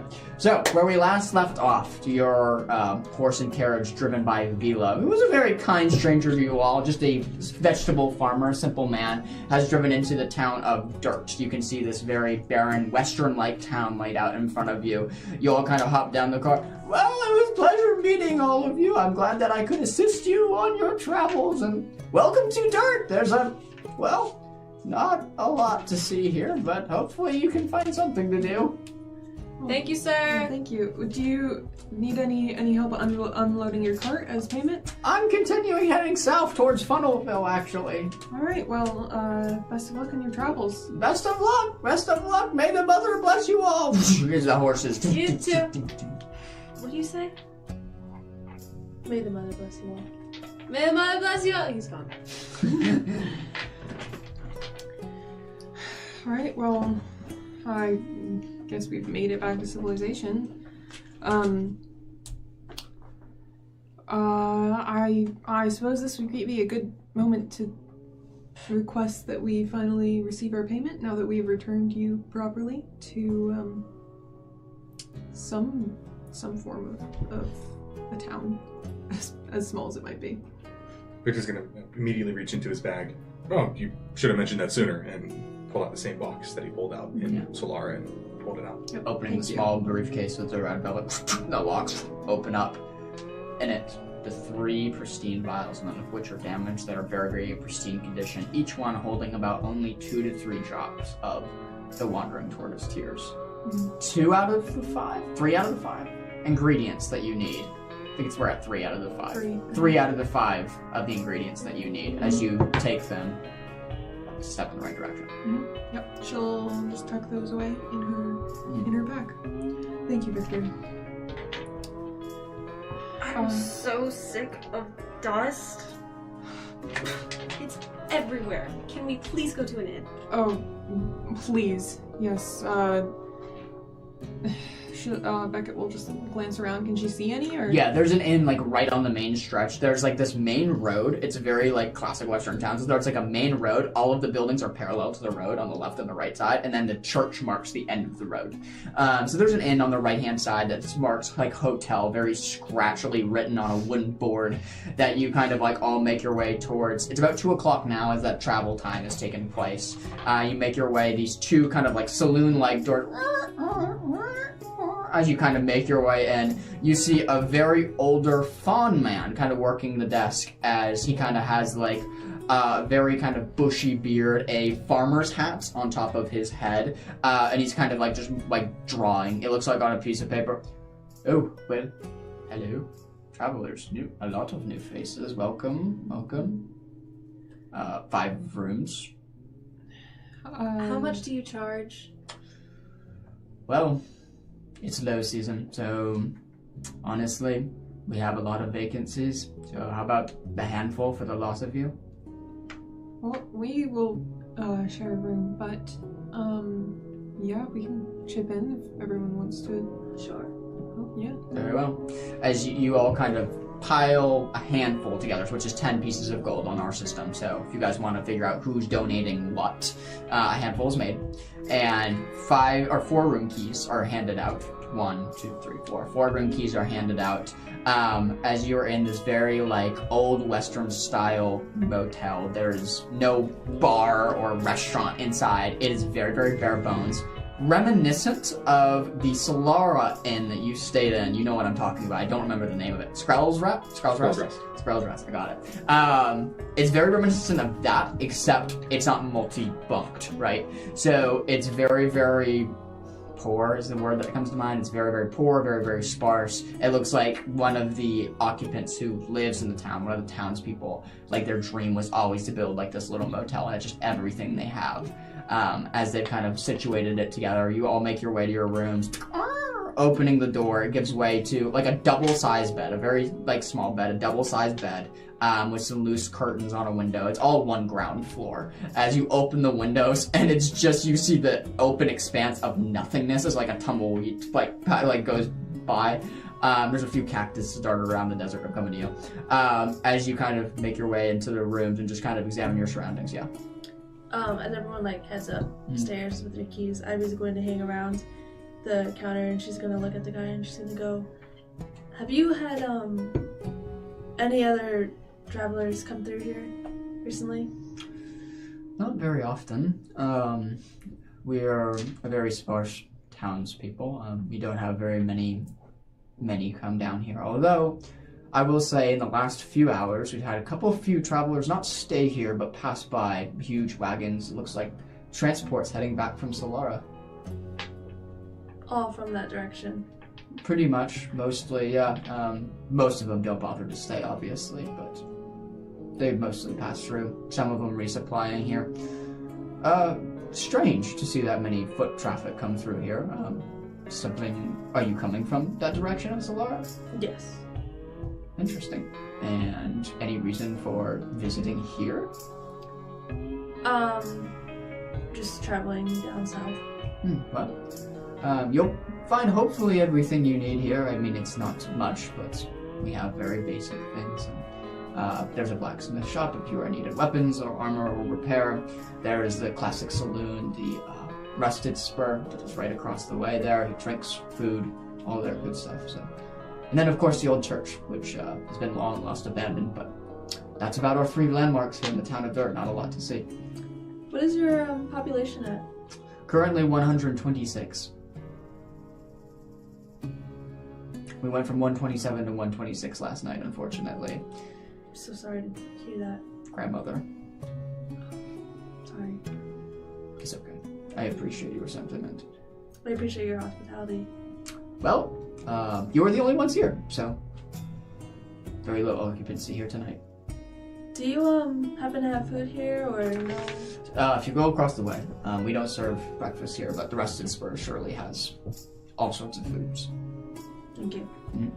And I hope you enjoy your stay. As you take your key and kind of maneuver, what does the bedding situation look like? So one room. Are you in your own room? Oh yeah. Okay, in your own room. In your own room. Absolutely. In your own room. In your own room. As you disperse. And have a brief moment where you're like, finally, I'm away from these people. As all of you kind of close the door and like sit. It's about 2:30 at this time. I'm immediately kicking down Ivy's door. Sure. All right, literally or not? I'm just kidding. You immediately kind of like, as the doors close, open the door once more. The second Go up. you close it, I'm like, Go up to Ivy's Ivy! room. Hey! Ivy, you see these rooms? Yeah. I close the door. They're awful! This is the best that we can do right now. Okay, but I hate it. Well, we can get out of here. Just, we'll look for transportation. Maybe there's a wagon that we can rent. Where are we going? Where are we going? What is our plan I here? don't know. We need more leads, but I haven't heard anything from any of the other guards. I don't know. Is it just a waiting game? How about the Royals? Nothing? Okay. Has there been any change on the forefront? Have there been any attacks, casualties, any of that? Knowledge check, please.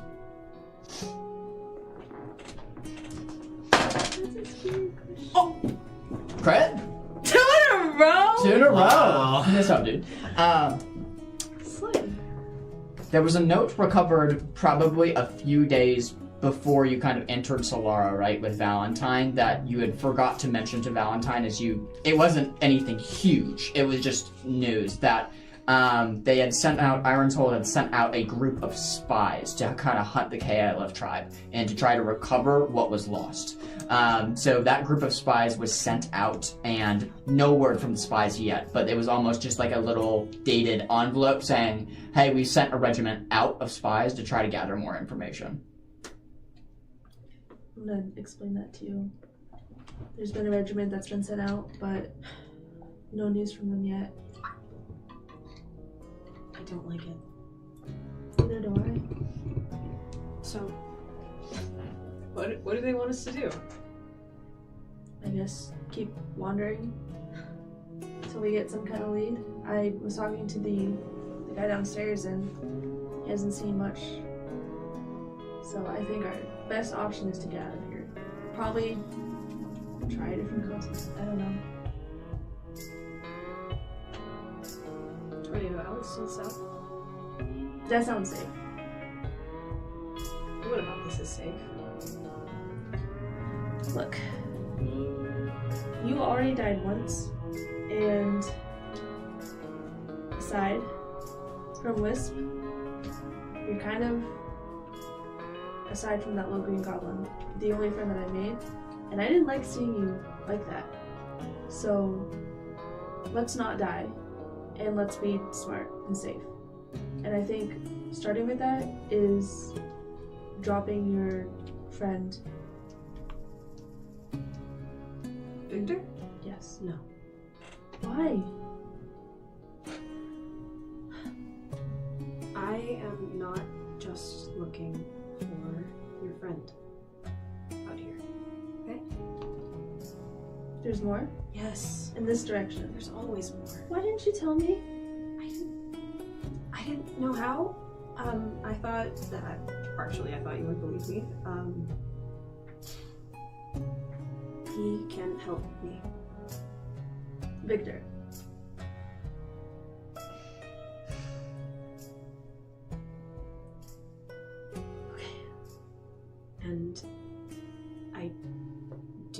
go to Tornado Alley.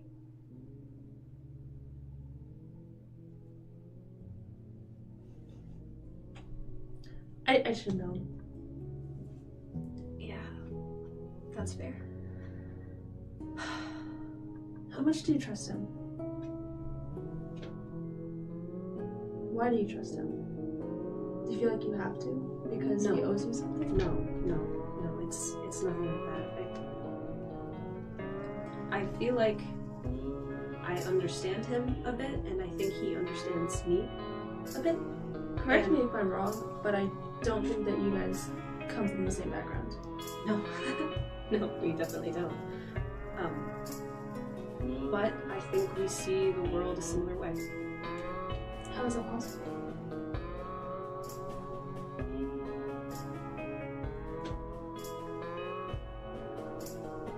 I don't want to be one to jump to conclusions, but from everything that Victor has displayed, he does not have my trust anymore. I don't blame you for that. It's probably a wise decision, all things considered. And if I weren't in my position, I wouldn't trust him either. You need him. Yeah.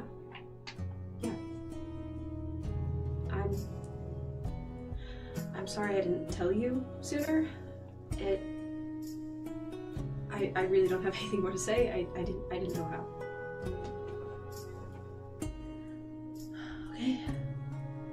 You don't have to follow me on this, but I would really appreciate it if you did.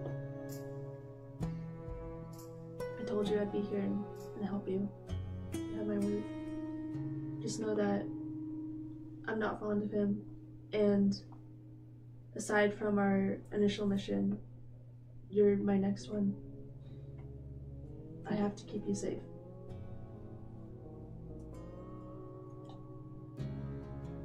I don't have magic right now. What do you mean?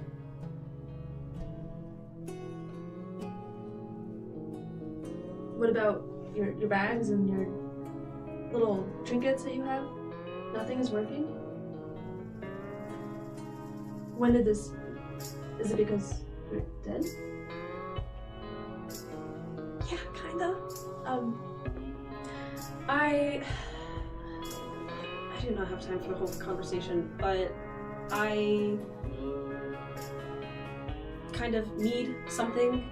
I need to do something in order to really use my magic, and I just don't follow me tonight. Well, that doesn't sound good. I agree. It sounds terrible, and I don't feel good saying it, but Is it dangerous? not for me. Do I need to remind you of my background? Maybe you should. Look at me. It's not illegal. Right. But I've also gone through training. Yeah. So... I'm not doing something dangerous.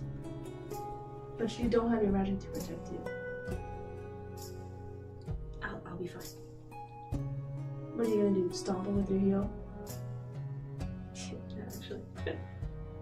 I mean, I've got a couple knives. Like, I'm not. Do you know how to use them? Twist your wrist. No. I can't follow you. Please don't. I will explain everything later when I can use my magic. What do you need?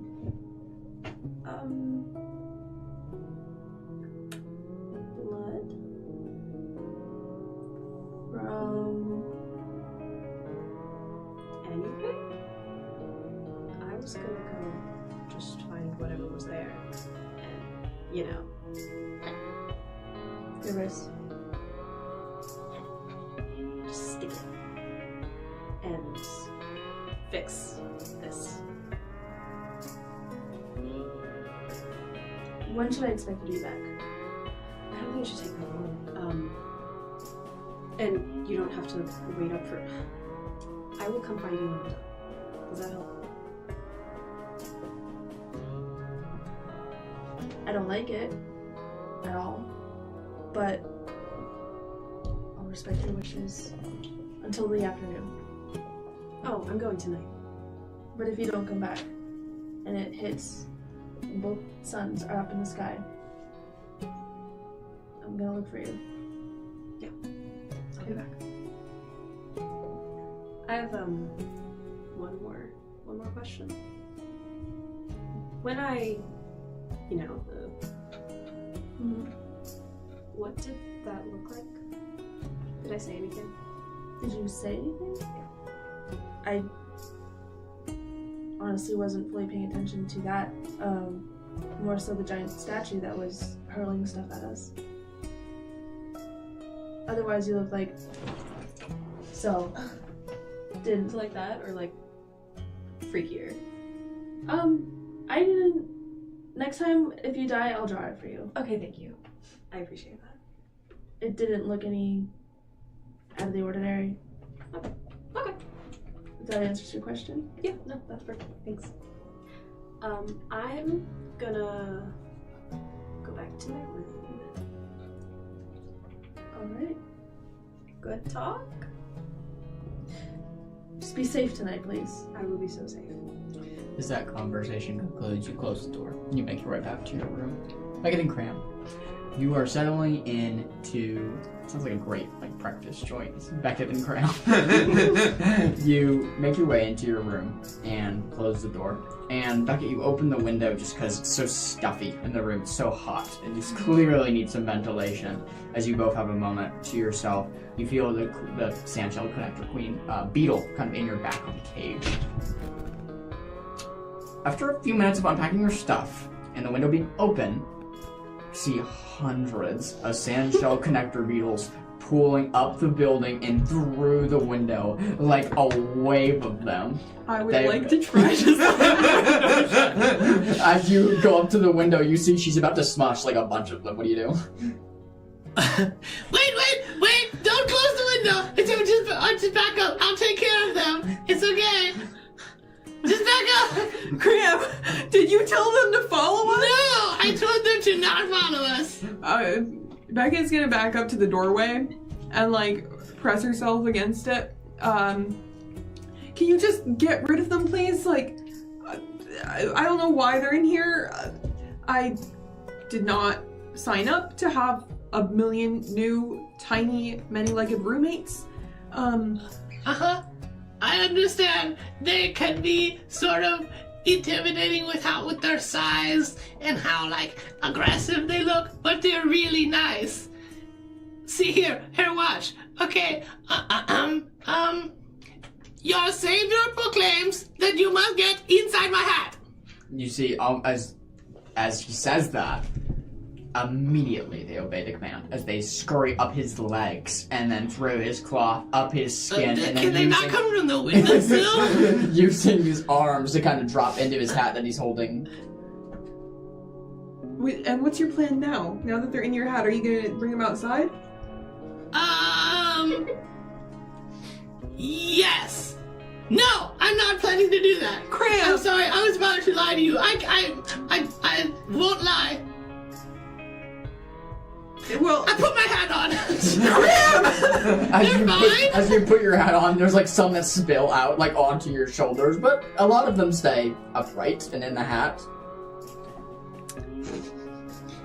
What's the logic, Cram? You're right, this is a bad idea. We should switch them. I'm going to tell the queen to go in the hat and the rest of the beetles to go in my backpack. Okay, easily enough. Yep. Did they switch? Yeah, they switch. Yep. Okay, great. So then the queen bee is just sitting on my head and I cover her with my hat. Sure, yeah. Now they're all situated and taken care of and you don't have to see them. What? Just because I can't see them doesn't mean they're not there, Cram. Why? Why do you... I mean, I know you wanted maybe a few for a collection, but that's thousands, Cram. What? I mean, I hadn't finished counting them yet. I think it was close to like 900. So That's close 1,000 enough. is like. That's close enough. Wait, why not just like keep 3 of them? But they're family. We're one big beetle family, and I'm the king, and it's my queen, and then we have a big family. Okay.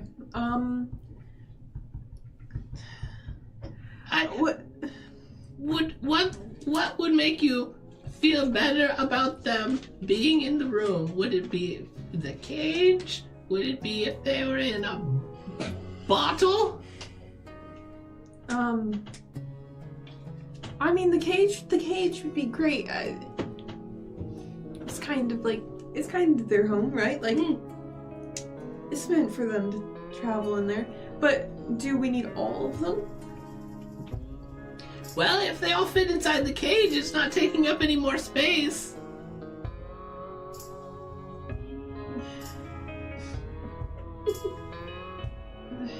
Okay, Cram. We're gonna have to talk about this at some point. But for now, get them in the cage, please. And why is the big one on your head? Well, they don't fit in the backpack with all of them and the queen.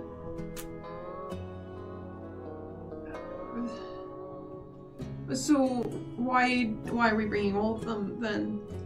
Well, I mean, imagine if you're like going on a trip with your family, and then you're like, okay, you can't come. I don't love you. You stay home, and the rest of us are going to go have a fun adventure. Like, that would be really mean.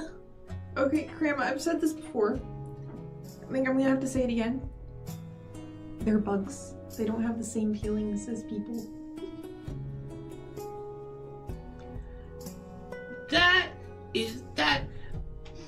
That's very rude of you to say. They like me, and I love them, and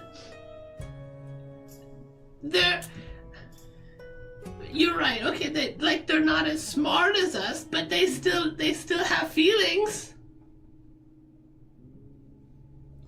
Okay, Cram, just get them in the cage. Okay. And make sure they don't touch me or come near me. Okay. I'm going to open my backpack, and they're all just in there, in piles. I'm going to lower the cage into the backpack, and the holes are definitely big enough that any of them can crawl through anywhere. So they're not exactly in the cage. They're surrounding the cage. Yeah. Inside. You know, they're all throughout the cage. Right, they're taking right. up this space, and the cage is in the backpack, and then I tie off the backpack, and now they're sealed. Yeah, as you tie off the backpack, it's good enough. As you kind of assemble them into like one colony, and is the queen still on your head? Oh yeah. Got it. Okay, just clarity. Mm-hmm. Is that better? From a certain point of view, it'll for now it's better, Graham. Thank you for trying to respect my boundaries. Mm-hmm. Yeah. As you are like saying this to him and being so kind with your words, it's so hard to continue this conversation while you're seeing the queen poke out of his hat and like fiddle with his hair. At the same time, you're trying to maintain eye contact with him. Like you see the queen like maneuvering through his like hair and like picking at like stuff. Do you feel that, Cram? The queen up there? I push it back in my hat and pull it down tighter. I can't be comfortable. Oh, it's like a little head massager, and it's just like on your head and like crinkly and weak. I'm sorry, I'm not making this any better, am I? No. Okay. Shh, be quiet. Don't move. It's just going to be like a problem between us because we're really close, and I want to be respectful of you. It's alright, Cram. They haven't attacked anyone, have they? No. I mean, they attacked my heart when I fell in love with them. Okay. Let's make a deal. The second they are mean to anyone or bite anyone, they're gone. They're not with us anymore. You're gonna leave them behind. Okay. Okay? What if they bite mean people?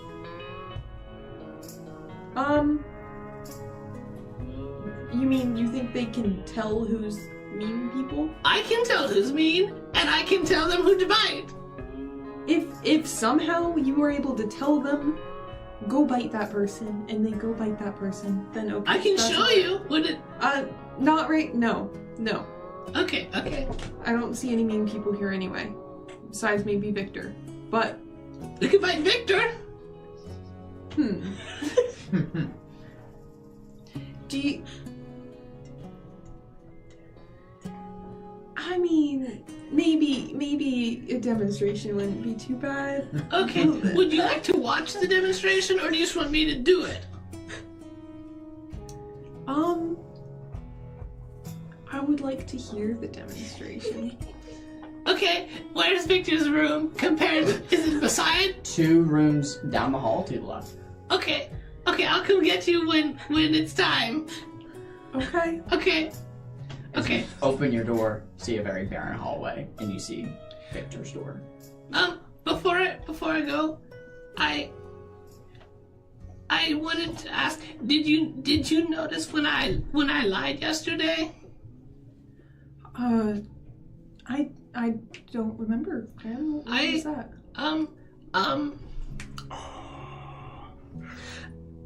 I was talking to the other girls, and they were asking if it was after I turned into a deer, and they're asking if I could turn into other animals, and I got scared because I don't like it when people know that about me, because what if that makes it bad for me? And so I lied, but it was wrong, and I feel like I should say sorry. I mean, I'll leave that up to what you think, Graham, but I don't think that was a particularly bad lie. There are some lies that are meant to hurt people, and other ones that are meant to protect ourselves. And I believe that there's a difference between those. But how do you tell the difference? They seem like they're all like lying's always bad. It makes things worse. I don't have a good answer for you. I'm not the wisest person in the world, you know, Graham. I just follow what I think is right when I feel like lying is the proper response. Sometimes I go with that instead of telling the truth, but I agree that a lot of the time, if not most of the time, lying makes things worse. Okay, I was listening. That was a little bit complicated for me to follow, but is your point that there are some good lies and some bad lies? That's what I believe. Okay. Okay, I will make a note of that. Okay, Graham. Okay. Okay, I'll be right back. Alright. Okay, I'm going to go out the door and try to find Ivy's room. Easy enough, you find. Okay. She's gonna open the door. Oh, hello, Graham. Are both of you in there? Yeah. Oh. Hey. Perfect. I needed to talk to both of you. Is everything okay?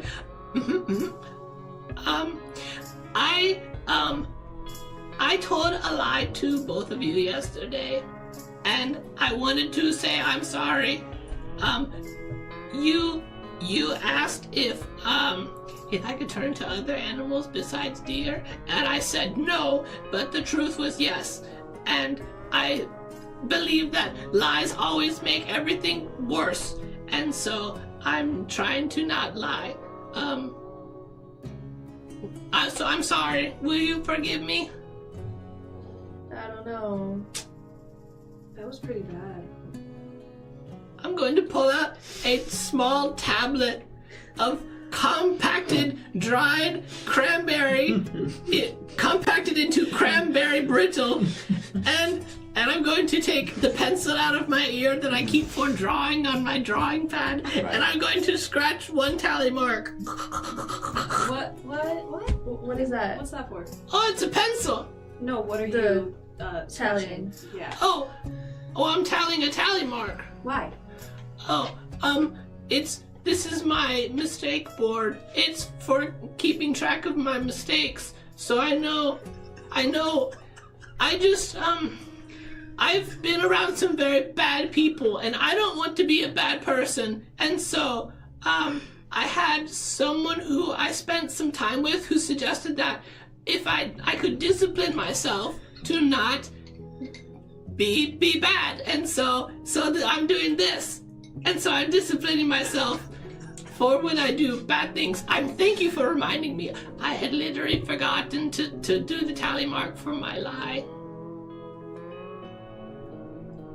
Wow. There's a lot to unpack there. Okay. Hey, do you want to sit down? Do you want to... Come in. Oh, okay, I come in. I'm standing. I, sit down on the bed, my hat next to you. The door closes behind you. What the heck? Did you do that? I didn't do that. It's a heavy door. Yeah. Oh, okay. It closes. Okay, I'm going to sit on the bed in between both of you. So, who told you to keep a detailed, itemized list of everything you've done wrong ever? Oh, well, it's not all the time. It's just the things that I remember to write down. So I'm sure there's lots of things that I do that are bad that I miss. But to answer your question, it was a man named Lars. Do you know of the Church of Law? From the mother? He was a lieutenant in the church. And I lived with him for a little bit.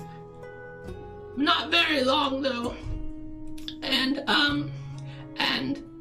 he told me that, discipline is good, and discipline can make you a better person, and I don't want to be a bad person, so I'm trying to get better, and so I'm disciplining myself. Cram, discipline is good. I have never seen you as a bad person. I think... Well, you've only seen me for 2 days. True. You have a point. But I think it also comes down to the intention. Some people lie and it's to protect others. And some people lie because they are devious. So... Oh, like Victor! Yes, exactly. Good. He said that he was a scoundrel. Does that fit devious? He said that? At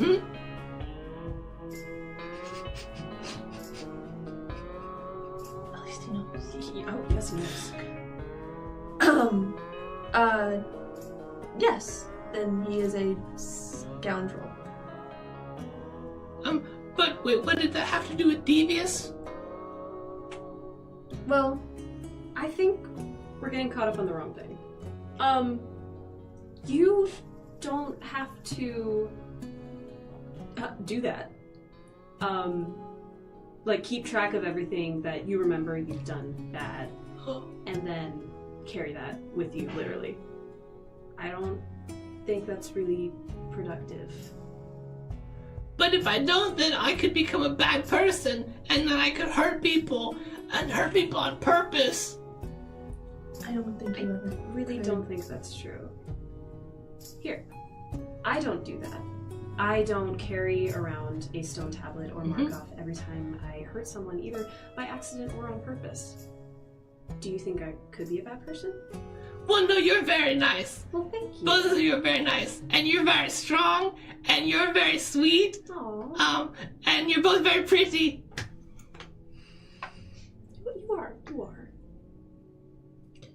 feel like it's also important to note as this wholesome conversation is going on, it seems like Cram's hat's moving. Can I slowly lift up his hat? As you lift up the hat, the huge queen sits there playing in his hair, kind of picking at his scalp, maybe looking for dandruff to find. I'm gonna move the hat back down. You can. She's just living there for a little bit. Yeah. So I mean, like, we're in a temporary space. She's in a temporary space. Don't mind her. She's just happy. what was all of that? Your little chittering with them. Oh, well, they were hurt and distraught and very sad, and so I gave them a health potion in my hands, and they drank it up really good, and then they were happy, and then they said that I was their savior, and so now I'm the king, and this is my queen, and they are my people, and I have them in my bag. And we are a big one family, happy family. I witnessed a wedding. Apparently. Also tough. That's nice. Back to the animal thing. Yeah. You can talk to these beetles and turn into animals. Yes, yeah, I can talk to animals, and sometimes I can turn into animals, but like not a bunch of them, just some, and not like a lot of times back to back. That's really cool. Thank you. How? I'm not completely sure myself. A long time ago, when I was in my hometown, I spent a lot of time alone in the woods, and I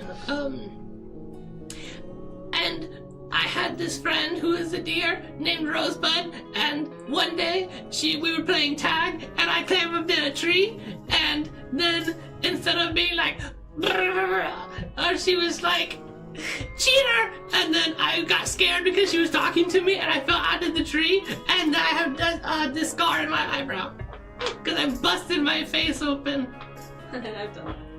You busted my face open? No, I busted my face open. Oh, where did you bust your face? Oh, like right up here. Oh. I like fell down the stairs, and it was really embarrassing. Were there other people watching? Well, my mom saw. Oh, that's probably kind of embarrassing. It was a little embarrassing, I'm not gonna lie. Yeah, hey, gonna circle back a bit. Mm-hmm. So you're not a bad person. Okay? Well, but I might be. I could be. I don't think that's how it works. No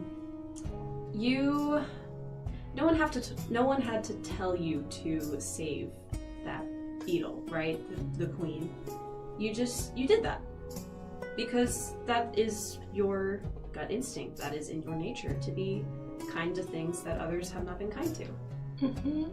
Well, I like beetles. And that was nice. That was good. But there are also a lot of other bad things that I've done, and so I don't know which one I am, if I'm a good person or a bad person. That's a lot of both. But I try to be good, and I try to keep myself from being bad. Is good a thing you are or something you do? I don't know. Okay, that's okay. Well, I don't think you have to apologize to me at all. But if that does give you some peace of mind, I forgive you. Okay. You're forgiven. Okay. Thank you. You guys are very nice, very kind. Okay. Graham. Mm-hmm. I guess I should make it a little bit fairer. The skin issue that you saw, Uh-huh. Is that from like too much sun? Technically, that was my lie. So I'm sorry. I lied to you. You lied to me. It's okay. That's okay. Don't worry about it. Don't give it a second thought. Okay.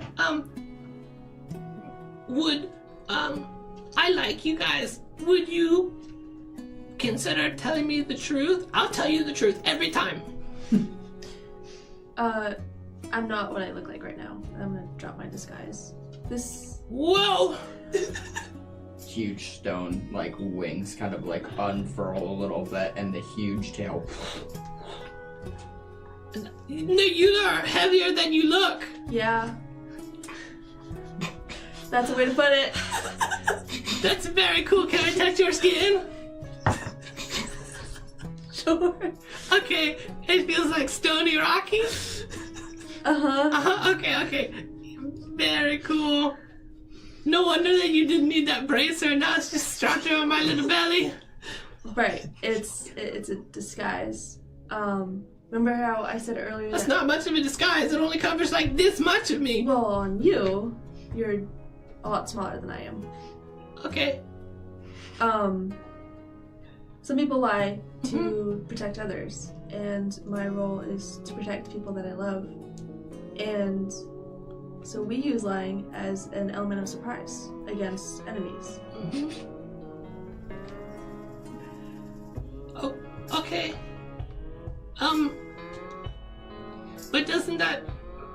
But couldn't you just tell them the truth and then kill them?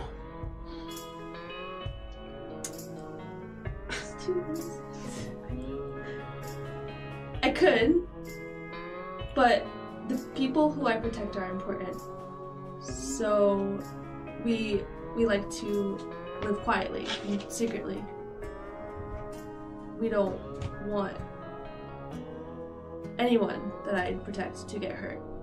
So we choose a secret life instead of telling everything. I'm gonna move here. As you're kind of unfurling kind of that testament of a little bit of your history, suddenly you look back to your window and see a crow that has silver-tipped wings. A very magical creature. You would recognize this as one of the special magical escorts of highly secretive information from Ironshold. Fantastic. As you kind of rush to the window and take a little piece of paper from the magical crow's beak, the silver gleams in the sunlight as it flaps its wings once more and takes off into the desert. You just see a little small crow. Message! Message! Hi! Message! As it takes it, flies back away. If I was really, I'd run it over with my broom. Just had to say that. What is it? Should I leave? Maybe, but it's nothing personal. It's just. Oh, okay. This Well, it seems like it's pretty personal. nothing personal against you. I mean. Oh, okay. Okay. But it is definitely very personal. Okay. So. Thank you for being so kind. Thank you for I hope you guys sleep really well, and I hope that your letter's very good news. Bye, Cram. Okay, bye. I'm gonna go outside, and then when they shut the door, I'm going to slowly take off my hat and sit down the beetle, and I'm going to count the tally marks. There are 3 tally marks. I'm going to slam my head against the wall 3 times. Okay. Wow! So that's 7 points of damage. As you have 3 knocks. Yes, most definitely. It sounds like 3 consecutive slams, like someone slamming the door over and over and over again. That's 7 points of damage. Okay. Blood kind of trickles from your forehead. Yeah. Can Beckett hear this and recognize this as a habit of Graham's? Yeah, you would definitely be able to do that. I'm down.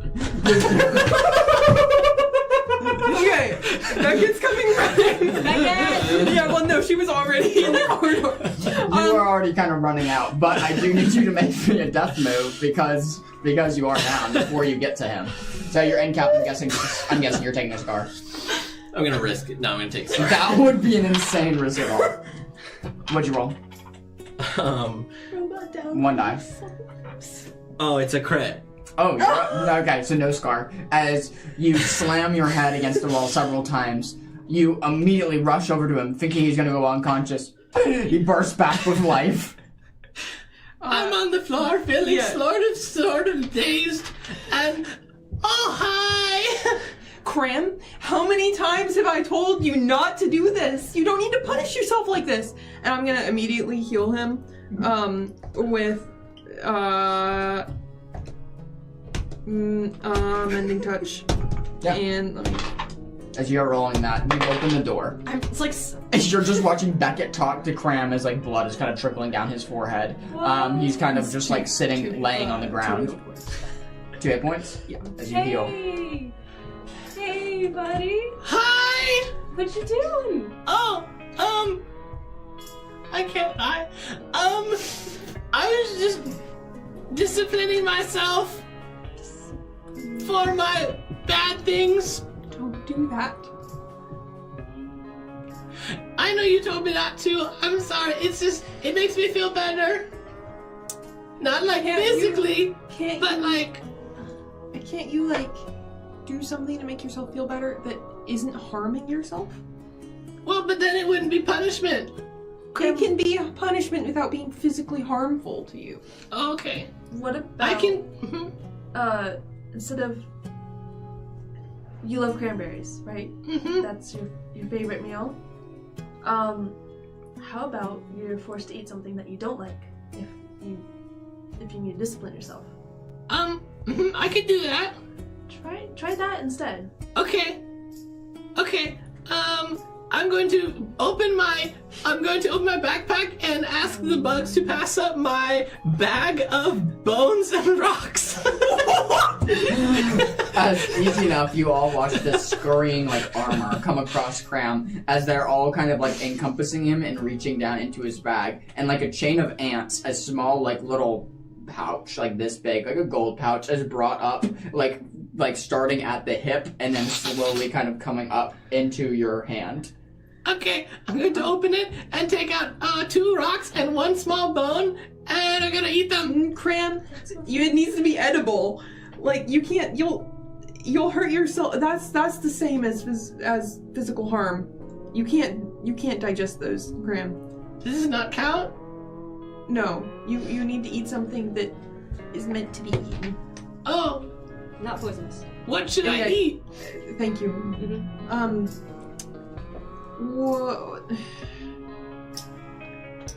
What's a food that you don't like every time we have it?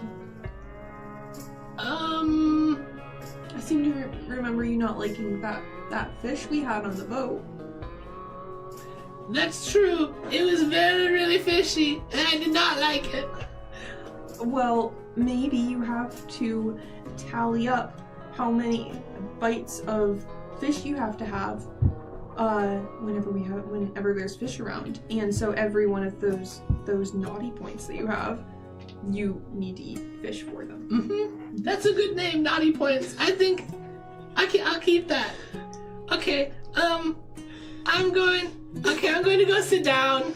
I'm going to stumble back to the doorway and then just kind of sit in the doorway to my room. Yeah, you're a little bit lightheaded. The beetles are in confusion as you hear their chattering continue. Get back in the bag. Kind of chattering to themselves, a confusing chatter of what just happened as they put themselves back in the bag as the queen is kind of sitting resting on your head.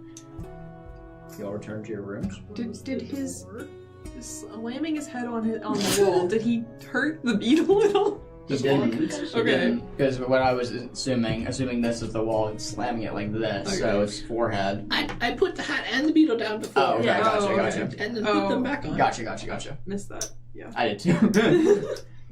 What's the We're in luck. An answer.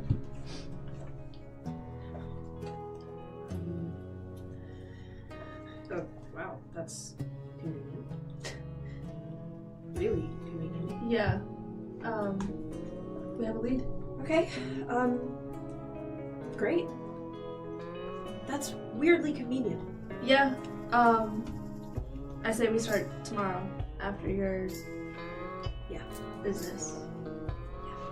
You sure? I'm certain. You should get some sleep first. Yeah, I'll be heading to bed soon. Are you good? Are you doing okay? Yeah, I'm just tired. And it's really hot. So, This is good news. This is... that's a start. Yeah, right direction. Okay. I'm gonna go get some sleep. Alright. As you all kind of disperse, important note, since you've been up for about 24 hours, you all are on exhaustion level 1 now officially. Meaning any check you make from here on out is automatically disadvantaged. Beckett would like to prepare to go to bed. Sure, absolutely. How many people are long resting in this period? 1, 2, 3. Okay, you're staying up, and you're staying up. Just Okay, you're not staying. you're not staying up. These 3? I want to do something. I'm asking. I'm not telling. I'm interrupting Victor's sleep. I'm so sorry to Got it. Okay, perfect. And these 2. You're all asleep. Okay. So you 3 can go ahead and make your long rest actions. And go ahead now for your sleep. As Beckett and Cram, you kind of drift off into I'm gonna sleep. do something first. Oh, okay, sure, Yeah. go for it. Well, good. You Just don't fall asleep yet. Just be 1 second. I'll be right back. Okay, Cram. Just listen very carefully, okay? Okay. Okay, I'm going to march down the hall and I'm going to knock softly on the door to your room. He'll answer. Hello? Oh.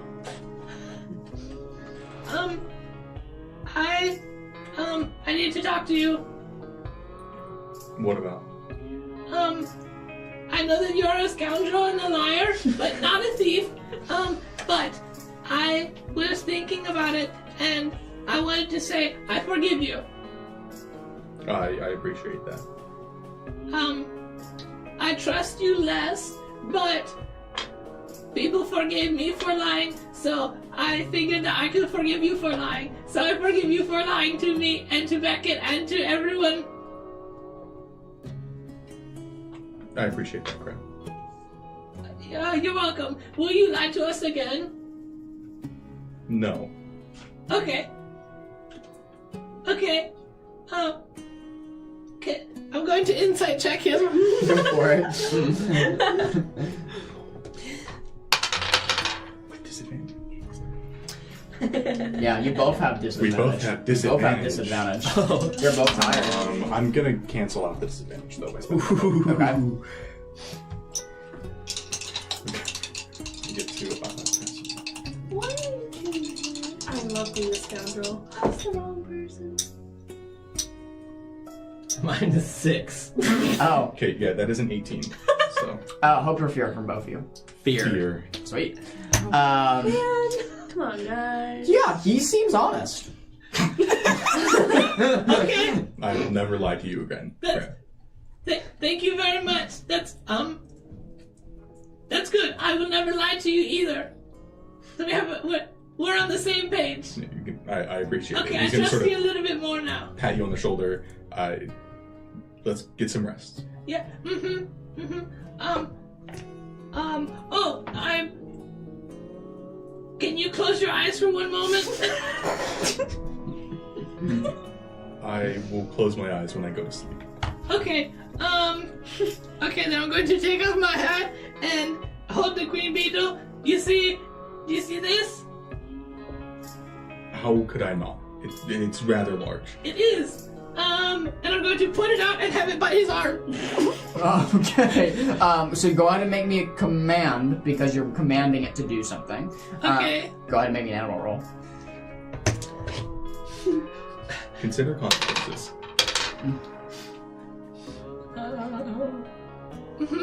It succeeds. Okay, I'll roll for the beetle. Does a 5 hit? 5 doesn't. Okay. The beetle reaches out with its jaws and snaps in midair as you're able to retract your arm just quick enough and misses completely. You see as the he sort of instinctively steps back. His hand does go to his sword, as if he would have drawn it if he had been bitten. Oh, this is much worse than I thought it was going to be. Good night, I shut the door. You let me shut the door? You shut the door and you like jog down the hallway with the queen beetle as like as you like jog down the hallway back in your room. You immediately enter into your room. You see Cram in a dash, kind of like panicked. Did it go all right then? No, he almost pulled out his sword. I tried to make the beetle bite him. I failed, but it's okay. I'll do it later. I thought you were gonna do it discreetly. I told him to close his eyes, but he didn't. Okay, Cram. Thank you for trying. Yeah. Okay. Okay. That's never gonna be normal. Why don't we get some rest? Okay? Yeah. As you head to bed, Victor, go ahead and maybe roll an instinct check. I'm gonna spend a fear. As you are getting ready for bed after dodging the Sandtail connector beetle, your senses are a little bit more alert after, naturally, as you've just dodged an attack from a massive beetle. That's an 8 with hope. 8 with hope. As you three get to bed, both Ivy, Beckett, and Cram, you sleep soundly. We're going to get through the actions of whoever stayed up through the night. But you sleep soundly and you can take your long rest actions, you three. To you, my friend. As you're sitting in your room, door closed. The hum starts once more, kind of beckoning you to the 2 coins that you've now collected, the 2 tokens. The Song of Tokens has been singing recently. It's been quite loud, as though almost it's pleased by your actions. Is there anything you would like to do? He'll take the tokens out of his bag and just sort of look at them, flip them between his fingers. Yeah. Funny how something so small and flimsy, being that it's mostly made of scrimshaw, semi-flimsy, can mean so much and have so much weight attached to these objects. So you now hold the second and the third that you need. Your mission is one step closer to complete.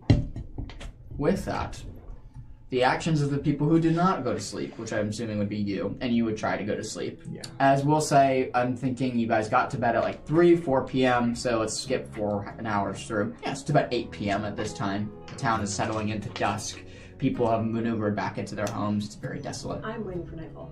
Okay. It's like 9 p.m. nightfall. Yeah. I make sure everyone is asleep. I will even kind of put my ear up to the doors and make sure I don't hear anyone moving around.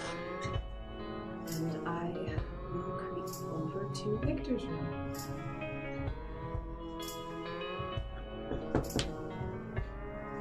You hear almost an immediate, thud. Rather loud, as if he has just fallen out of bed. And then the distinct of hooves walking on wood. We'll sort of open the door a little bit and peek out. Deliberately holding his sword in his hand and looking down. And then seeing it's you, he'll sort of... Expecting somebody? Maybe. Can I come in? Open the door, step aside. Okay. I need your help with something. I don't have magic right now. How do you just lose that? I was when I got knocked out, I had this vision and or a dream or a nightmare, and I saw her, and she said this was my punishment. So I need your help rectifying that. Punishment? For... Yeah. So you know, the knives and the blood, if I don't do that for her, she gets upset. But because I was sort of gambling for my life, I have to do extra. Extra. Extra. As in, not from you. She might take it from me, but I might take too much if it's extra. She didn't take what you gave the pyramids, so... No. She's taken it before. She's temperamental.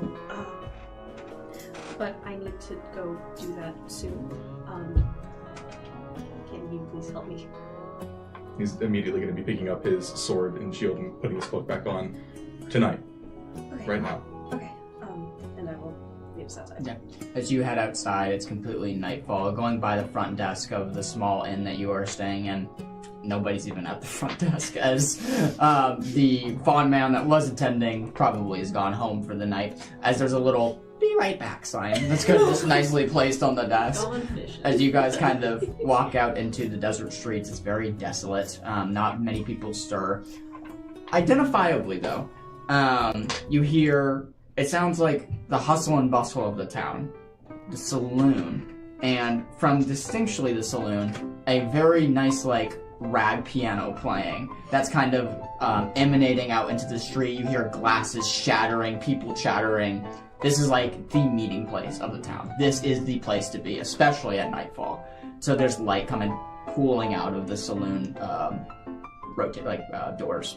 As you kind of make your way into the night and move into a little bit away from the town of Dirt. We'll say like a quarter mile or so.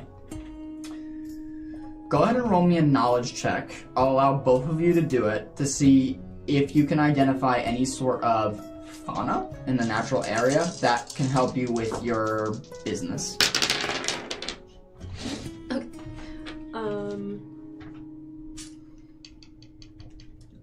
11. With hope. Okay.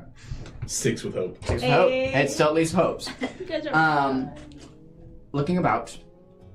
Takes 30 minutes. You find a burrow. A medium-sized burrow. One that you recognize probably is some sort of prairie dweller, prairie dog, small to medium creature. The hole is about 1 foot in diameter by a foot in length. So like a small to medium creature that might be sleeping for the night. As you kind of press your ear against the burrow that's kind of deep underground. You hear something moving down underneath it, but it's a few feet underground. Victor, this is really good news, because otherwise I was going to have to cut you open. That's a joke. That's a joke. That's a joke. That is a joke. I'm so sorry. He immediately calms down from what was clearly at first a very panicked state. Took that very seriously. Sorry. Portis. Scream. You ever catch, something? You ever go hunting? I've gone fishing, not hunting. That's probably close enough. Probably. Okay. How do we draw it out? Victor sort of dig into his bag and have some little kind of dried fruit preserve bar and break off a piece and try to leave some towards the Towards the end. edge of the burrow. Yes. Do you guys step back? Yeah. Yeah. So you leave I the stand little- right above it. You leave the little food crumbs next to the barrel, and I'll step back and wait. It's about 45 minutes of waiting, quiet, as whatever is underground is very busy burrowing before just skittering and scattering kind of gets louder and louder, indicating that whatever it is that below the surface is coming to check out what's above, as 2 little small ears peek out of the burrow. A small little fox, a snub-nosed prairie fox, kind of sniffs the food and immediately begins to kind of just eat at the food and starts eating and kind of just tries to eat some of the fruit, dried fruit bars. Valentine was kind of half asleep, like. But she sees that and just kind of like hits Victor. Victor will sort of like jolt up and look at it. I don't have any traps. Sort of put his finger up, look at the fox, break off another piece of like the fruit. I'm gonna cast Enrapture on the fox. Ooh, I love it. In the meantime, Greg, can you pass me whichever JBL is still alive? Whichever one died, I need the alive one. So One should have a battery, one should not. That one has battery. Perfect. Thank you.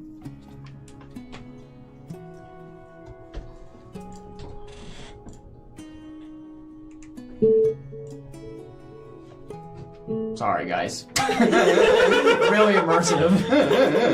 It's like I'm there. It's really immersive. Dead The desert. It is immersive. In the desert, you hear a ding. Alright, what's going on? I'm sorry, you said, what was your roll for that? It's a 12 total. Go up. The creature stumbles and stops. It looks like it's just been whacked over the head as it's... Your spell hasn't worked how it's intended to work, but it's worked and it's hit the creature. As it stumbles back and forth, you see a very, like, drunk-looking stub-nosed prairie fox, or something that just ate a bunch of, like, mushrooms that it shouldn't have eaten in the forest. As it stumbles back left and right, kind of sniffing at the ground, it almost looks like it has rabies as it's kind of stumbling back and forth. You can see the white fur covers it. It's a very cute little fox. As you both can approach, as you take one step, it's not even turned towards you. It's too easy. Thank you. Okay. And then I go over and I grab the fox. Words can't describe how easy it is to just snatch the fox, like, and feel the fur kind of just, like, where you usually, like, you know, that tuft right behind their head. As you snatch it up, you can hear it kind of screech and kind of start moving its feet. There's definitely part of you that feels bad as you kind of hurl it off the ground a little bit. Okay. I'm going to take the fox and I'm going to, like, kind of pin it to the ground. And I take my knife and then I cut the fox from chin to ankle. Splitting it open, there's a nasty screech that comes from the fox as you kill it. And, like, splitting it open. I'm beginning to understand that seller more and more, much to my chagrin. Sorry. Yeah. It might take a second to work. I just kind of start trying to cast different spells until something sticks. Yeah. You wait. You cast a spell. Nothing happens. You wait some more. Try to cast something. Suddenly, sparks fly.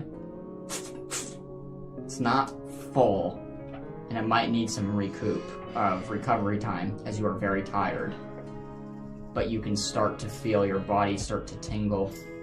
You feel like your magic is beginning to flow once more. Okay. Thank you. See, that's good. I was gonna suggest we find a person next, if that hadn't worked. I'm glad it did, though. Is that a joke? No. Oh, okay. I was in the same boat, but not really happy about it. Okay. Poor little foxy fox. I find a bush, and I just put the fox in the bush. Sorry. Okay, bed. That's a lot of blood. I'm gonna find someplace to wash up. It's the saloon, isn't it? Probably. Okay. I hate it here. I'm gonna go over to the saloon. Yeah, as you head that direction, are you following her? Yeah. Kind of put the fox in some shrub. That way it's kind of discarded carcass. I'm hiding my very bloody hands. Yeah. Kind of hiding them in your cloak as you kind of walk to the saloon. Yes. As we approach, Victor will take his massive, like, robe cloak off and give it to her so that she won't have to try to... Are you sure? Okay. I'm very careful to not get blood on it. Yeah.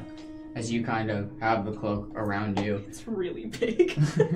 It's quite oversized, as you know, it's just kind of draped around you, almost like a robe, right? As it's just kind of hanging loosely. It's covering most, if not all, of the mess, which is good. As you walk up to the saloon doors, you can hear the chatter get louder and louder, and glasses kind of shattering back and forth.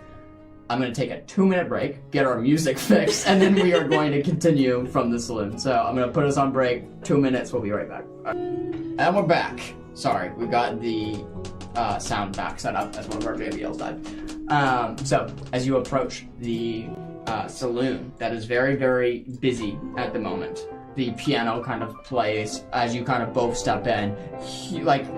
It seems like all 100 people are in this small building. This is where they have gathered to just socialize and have fun. You can see a couple, like a few couples kind of dancing out in the center floor as the piano plays this very old-timey Western tune. You can see there's a full-size bar with a very nicely, actually, it looks like bone-made chandelier kind of hanging from the ceiling as there's candles about. You kind of walk in. It is at this point where you clearly see that you both are fish out of water, as all of these people are wearing very, very ragged and very Western style clothing.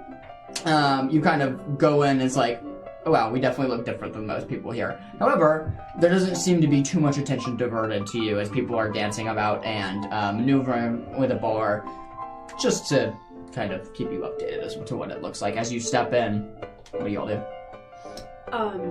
Valentine tries not to puke and then goes to find a washroom. Easy enough. Immediately, she'll kind of push by people if she has to. No, easy enough. You quickly find a washroom and you start kind of washing off the blood from your hands. They have a water bucket that is communal, so other people have used it before, but you kind of dunk your hands in and try to wash it off. As you watch the water turn, you can see the wafting fumes of the blood kind of come into the water and start washing off, as the water bucket now has a very distinctly crimson color to it as you bring your hands out of the water. I'm spend a fear here. Victor, as you are out in kind of the tavern area, you can see what looks to be small rat folk, man, kind of maneuvering around the people about the tavern area. I want you to go ahead and make me an instinct check to see how closely you are perceiving this individual.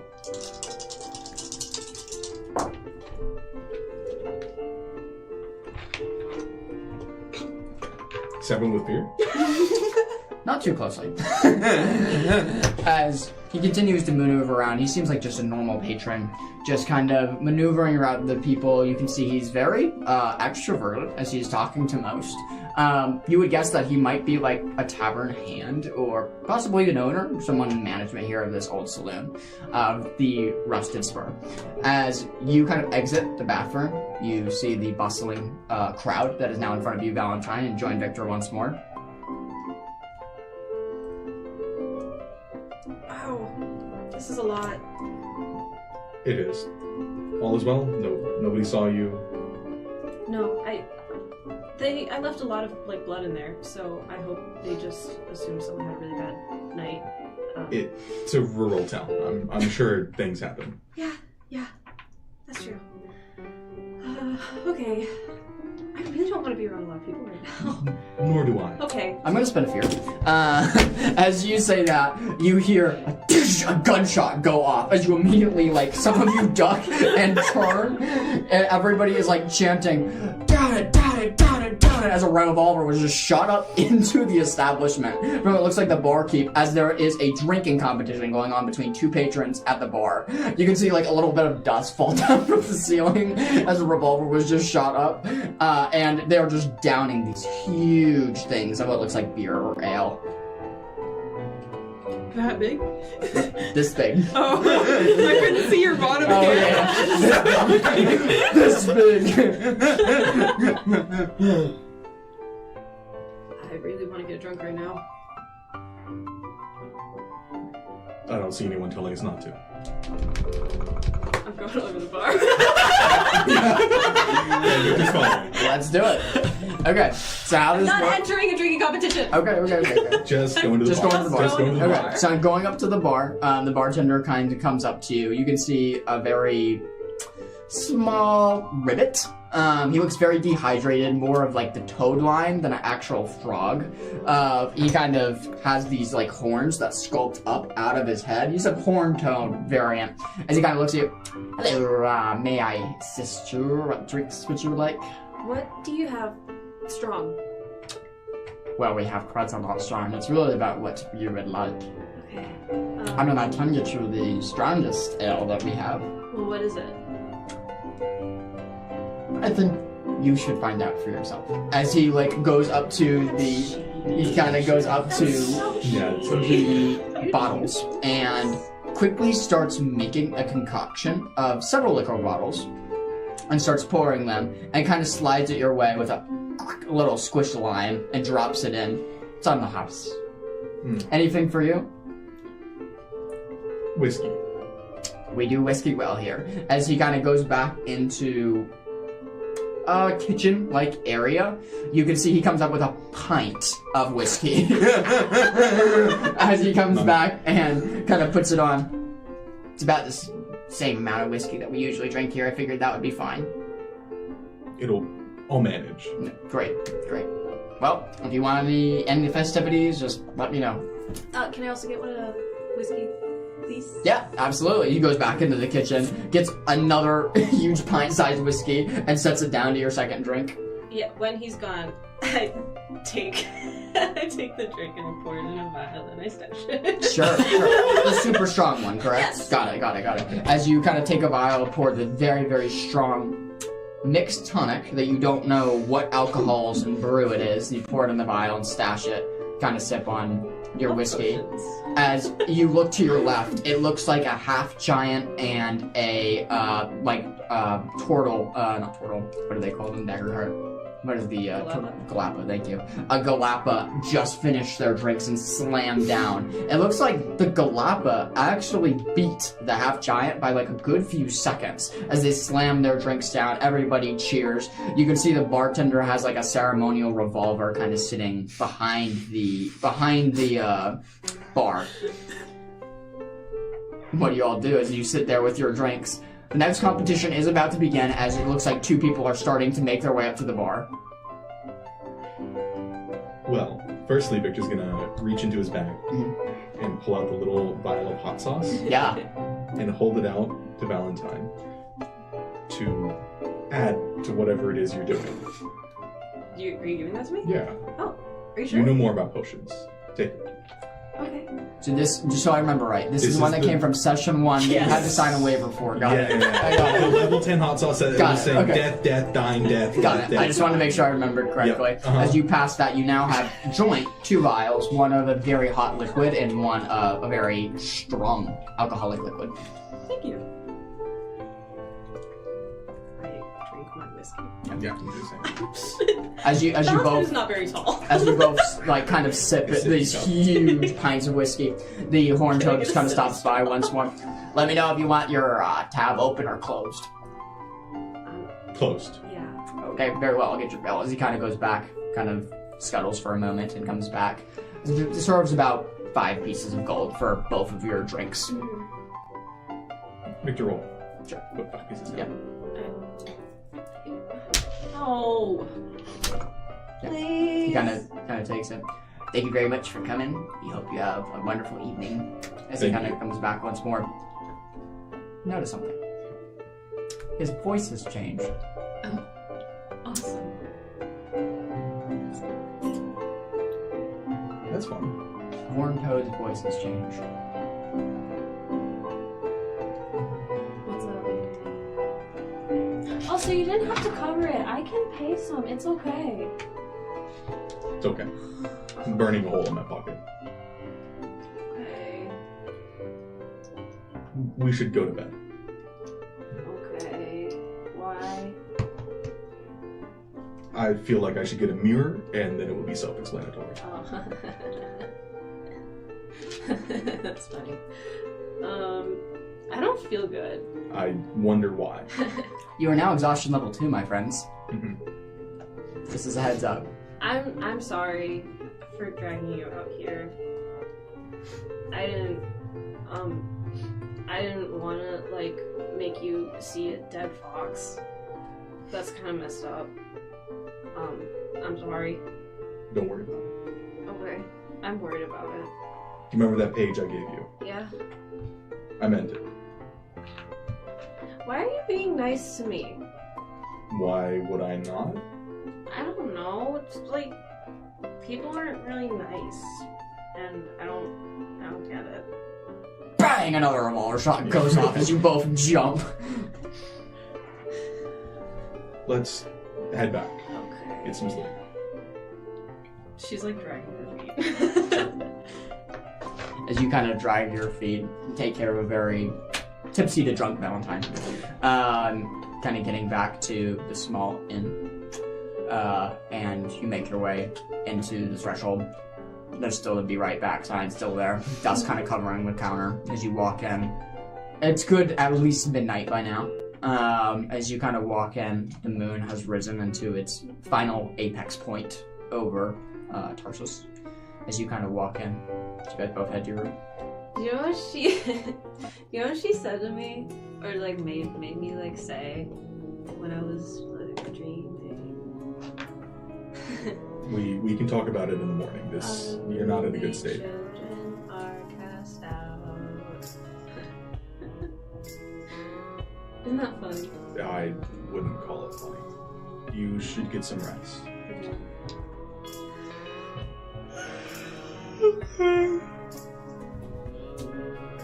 Drags her feet. I'll take my cloak back before you. Oh yeah. Thank you. I'm gonna sleep for like 10 hours. Yeah. As you guys take your long rest, you will clear your level 2 of exhaustion. But for getting to level 2 of exhaustion, you both do take a stress after you sleep. Meaning, so you take your long rest actions and then add a stress to your wake up. You three, Beckett, Cram, and Ivy. Ivy, you awake and notice Valentine is out. She's just still sleeping as you wake up to 4, it would be 3 a.m. or 4 a.m. actually in the morning as kind of you see the moon beginning to set. It's not there yet, but kind of slowly making its way down. You two wake up, it's still very much dark out of this early morning, but you've all awoken from your long rest. What would you like to do?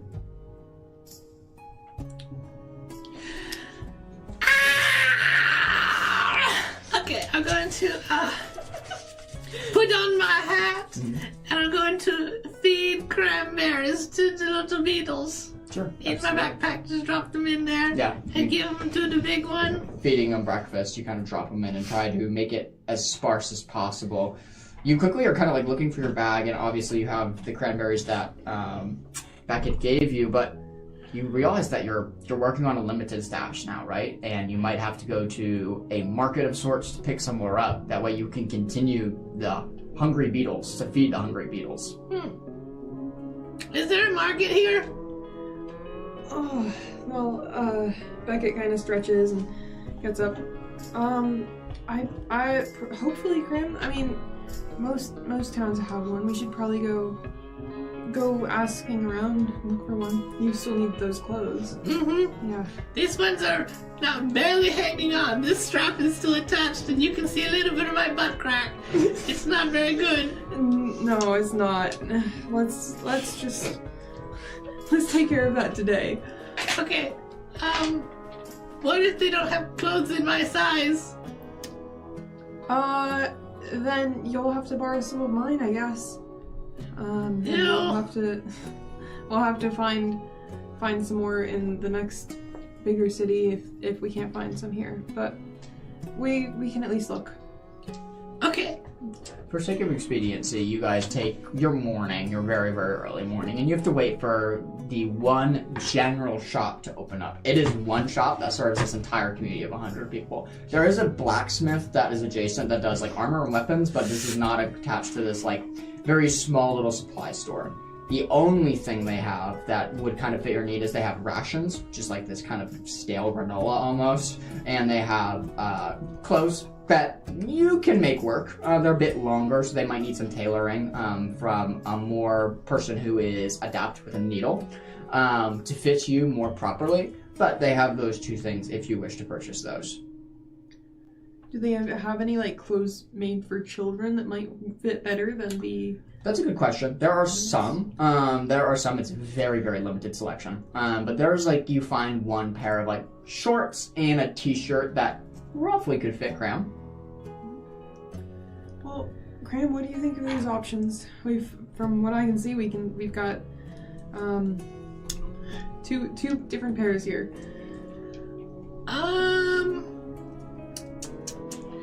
How do they look? Do they look nice?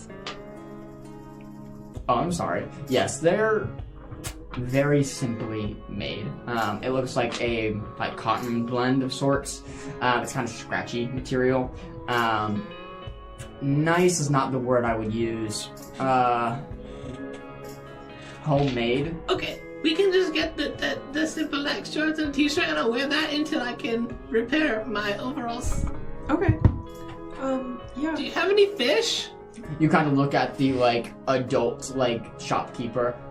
I'm sorry, no fish here. We're quite away from the sea. Do you have anything that's like fish? Well, salty, yes. Come with me. Okay. As she kind of comes, you kind of go behind her little counter. She pulls out these large jars of olives, and she sets it down. Very salty. May I try one?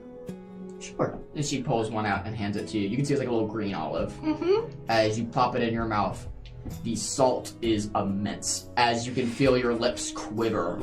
It is very, very salty. But it's a good tasting olive, nevertheless. I don't like this very much. Can I not buy all of them? Well, you don't have to buy any. Okay, I was just making sure. Yeah, it's fine. Okay. Yuck. Sorry, I didn't mean to. It's okay. We don't make them. We just sell them. Okay. That's probably pretty good. Can I have all of them? Well, you see, as she kind of looks to you for help, as it looks like this is a mother-like figure trying to break the news softly to a small child. Well, you see, things in Tildare cost money, and you have to trade the money for commodities, for items. Mm-hmm. Okay. I have a lot of rope. Unfortunately, we don't take rope. We only take gold, shiny things. I'm going to show her the bags of rocks and bones. She kind of looks to you for more help now. Cram, didn't you have? I have something shiny. I'm going to take the bracer that was covering my belly. What about this? Cram. Well, now, I might be intrigued to offer your little friend or something for that. Hold on a moment, please. Cram, I thought that you had some money. Did you spend it back in Solara? No, it was in my clothes when they got stolen. Oh, yeah, well, do you know if that was supposed to be yours forever, or did, Ivy just give that to you to hold on to for a little bit? I don't know. So let's not give it away just yet. Okay. How much for this pair of clothes and the olives? Oh, just one jar. We'll say 5 pieces for the set of clothes and the jar. Okay. Yeah, that actually seems like a very decent price compared to what we were offered in Solara. Do you know of anything else we need, Cram? Do you have any little, trinkets or something that would make good gifts? Good gifts, good gifts. She thinks. Well, maybe one thing. As she kind of, takes you to, a back corner of the store where it looks like it's a small kid section with little bits and bobs. Most distinctly are wooden carved horses that kind of rock, handheld wooden carved horses that kind of rock back and forth, and custom made kids hats, kids cowboy hats that are made with this fine genuine leather actually. A souvenir of the town. The smaller one, please. The hat or the horse? Do you have anything and more, less cowboyish? No, we don't. This is kind of our distinctive feature. That makes sense. That makes a lot of sense. I'm ready to go.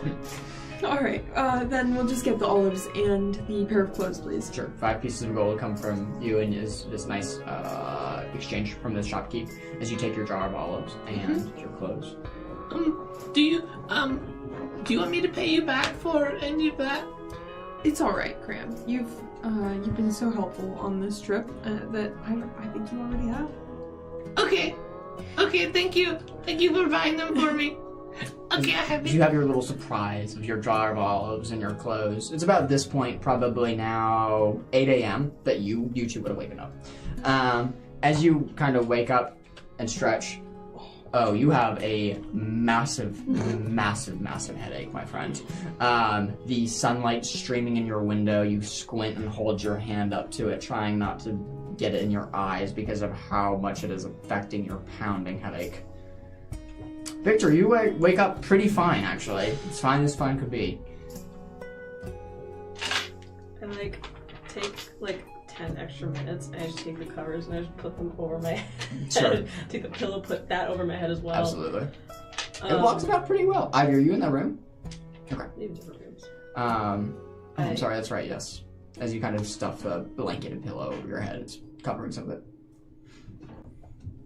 Victor is going to get out of bed pretty quickly, and after gathering a lot of his things, he's going to head over to Valentine's room and just sort of knock on the door. Yeah. Come in. Swing the door open, and without saying anything, he's going to reach into his bag, pull out a sort of like rolled up envelope signed with the name of Wilhelm de Blanc, toss it onto the bed, and then walk out and close the door.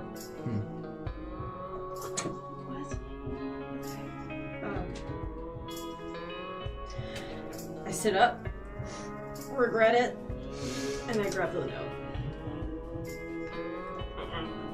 Kind of unfurl it. You don't have to remind me of what this is. If I remember correctly, it was records. Was this something from session 0? That's something why I from don't session 0. remember it. Yeah. Okay. I know exactly what it is. Yeah. Let me get the right name, because I have to look way back in my notes.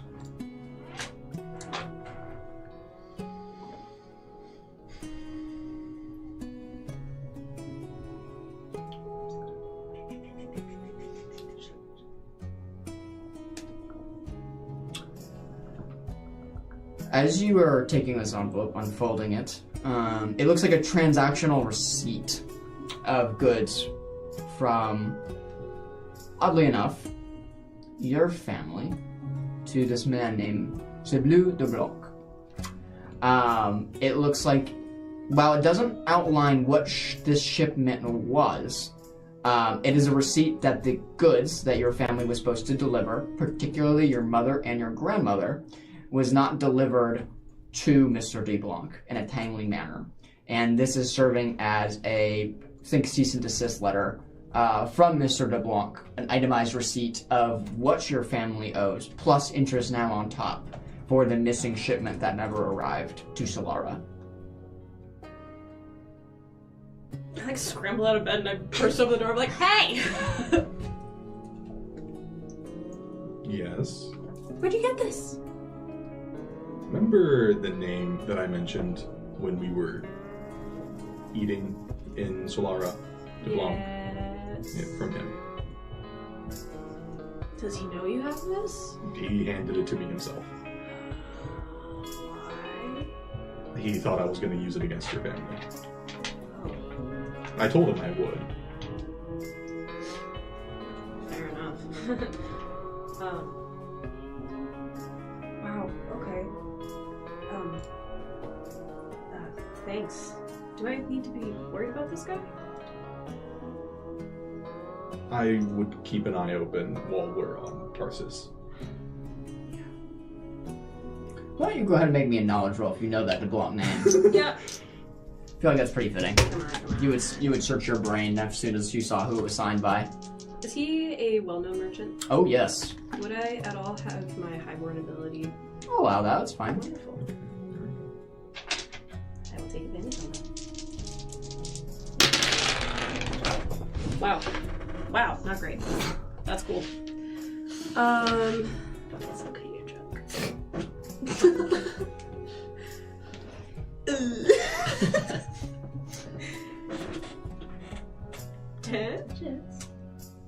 As you're searching your brain trying to think of the DeBlanc name, the only times that stand out to you is seeing a logo where you were visiting in session 1 back in Solara, Victor's booth that had a very nice D and then B, like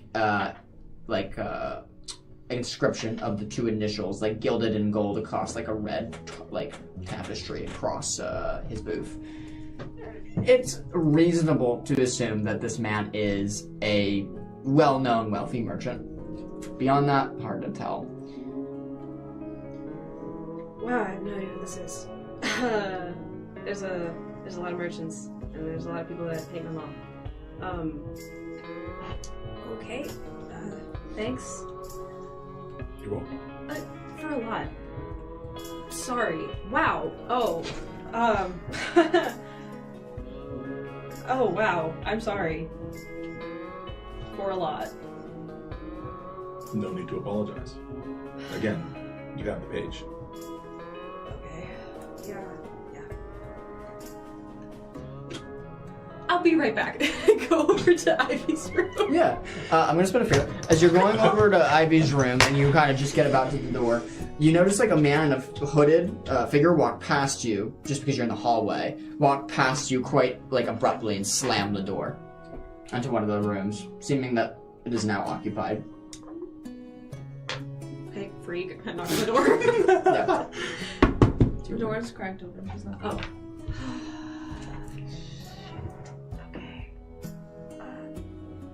I told her I would go see her after I was done, and then I didn't. Do we need to go find her? Post haste. Okay. Starts storming around. Yeah. looking for her. Your stomach's all growl as you search, as you probably need to find breakfast soon. Where are you? I'm just outside. As you were kind of The just other out, side of it. you're just outside of the inn. Yeah, I have. Sure. Yeah, I'm just out training. I have my sword, and Sure. I'm just wearing not like my armor, but just like the underneath like training gear. You've taken like 2 tumbleweeds, like, and kind of like sewn them together quickly enough to make like a dummy that you can like use basic form against over and over and over again. As you're kind of out in the desert heat, you quickly find her within a few minutes. Hey, Oh, you woke up. I did. I'm fine. I see that. I'm good. Mm-hmm. I'm sorry. You're pale. Okay, I won't say that. I'm sorry For not coming to your door last night like I said I would. you were asleep, I saw. You came in. Just checked on you. I'm sorry. It's fine. Did you figure everything out? Are you with her still? Yeah, I assume so, yeah. Okay. She's not looking at you. Victor helped me. Can you be nice? So, what exactly did you guys do last night? I know it's not my business, but Is anyone around? It's pretty sparse actually. Like you've picked a good corner of the outside part of the inn that nobody seems to be around at the moment. I killed a fox, and then I got drunk.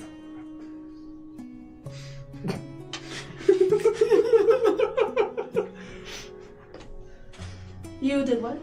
I killed a fox, Mm-hmm. and then I got drunk. Did you get your magic back? Literally. Nice. Yeah. You got drunk. I didn't get I drunk. think he was fine, actually. So it was kind of really embarrassing for me. She got drunk. She got drunk.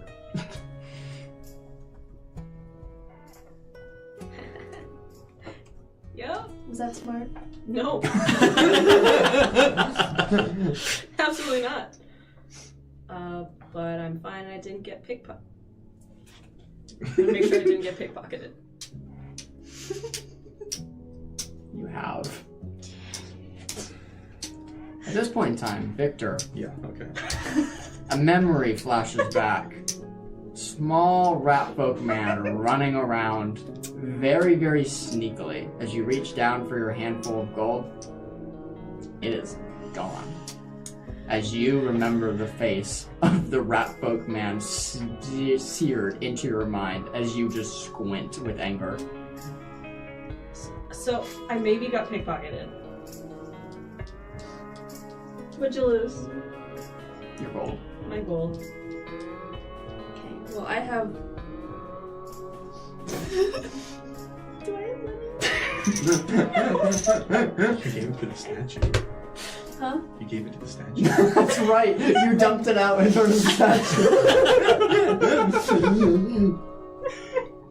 We're broke. Am I the only person who's part of it? That sounds like about right. 5 pieces. I can try to call and see if I can get some more money from the kingdom, but that wasn't. Nope. Okay, how are you feeling now? Bad? But magical? At least you have your magic back. What can you do with your magic that will at least get us some food? Legally? Please.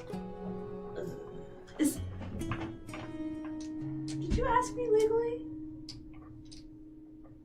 You know my armor has the emblem on it. I had to make sure. So the short answer is no. The long answer is maybe if I get really creative. Okay. Or we could pull ourselves up by our bootstraps and get a job. A job? Yeah, I don't know, maybe we could do some kind of work around here. But I have a job. Yeah, but a side job. Like a side hustle. For money. Right now. Okay. Or we could follow on that actually really important lead that we found. With no money. Which is honestly whatever. She's gonna pull out the paper again. You would see a paper for the first time. On it is a silver wax stamp that has been broken. You can't read any of the contents inside, but you just see her kind of unfurl it and start reading it. I'll allow you to make me a knowledge check with disadvantage regarding that seal. I will say, the moment she pulls it out, after seeing the seal, Victoria is going to go, nope, not my business, and turn around. Okay, then you don't have to make one if you don't want to. Well, I'm going to make a knowledge check Okay. on the seal, but he Okay. doesn't, it's like clearly not involving him. Sure. Thank you. Once. Did you actually roll well Yeah. for once? 17 with hope. Wow. Okay. Wow.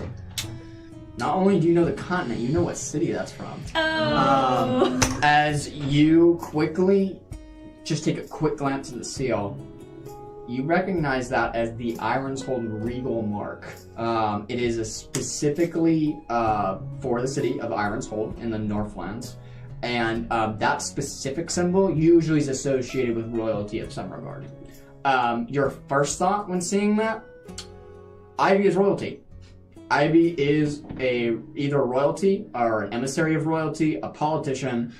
That is your knowledge, being that anytime you see that seal, that's what it's been associated with. So Victor's going to turn back around. He sees the seal, turns around, thinks about it for a moment, turns back around, and goes, I am so sorry for lying to you, by the way. Valentine is losing it. If I had known, I definitely would have been a lot more forthcoming about whatever I was planning to do in the future. You suck. She's going to take out her shield. The shield has the emblem right on it, you know. She's gonna move her hair. The emblem's on her shoulder.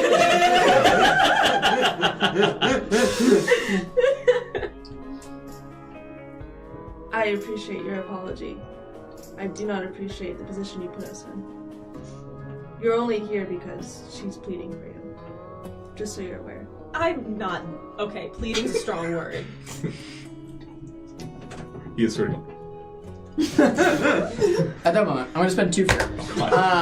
As you are all talking about this back and forth, before I spend those, backing up, what are you two doing at this time?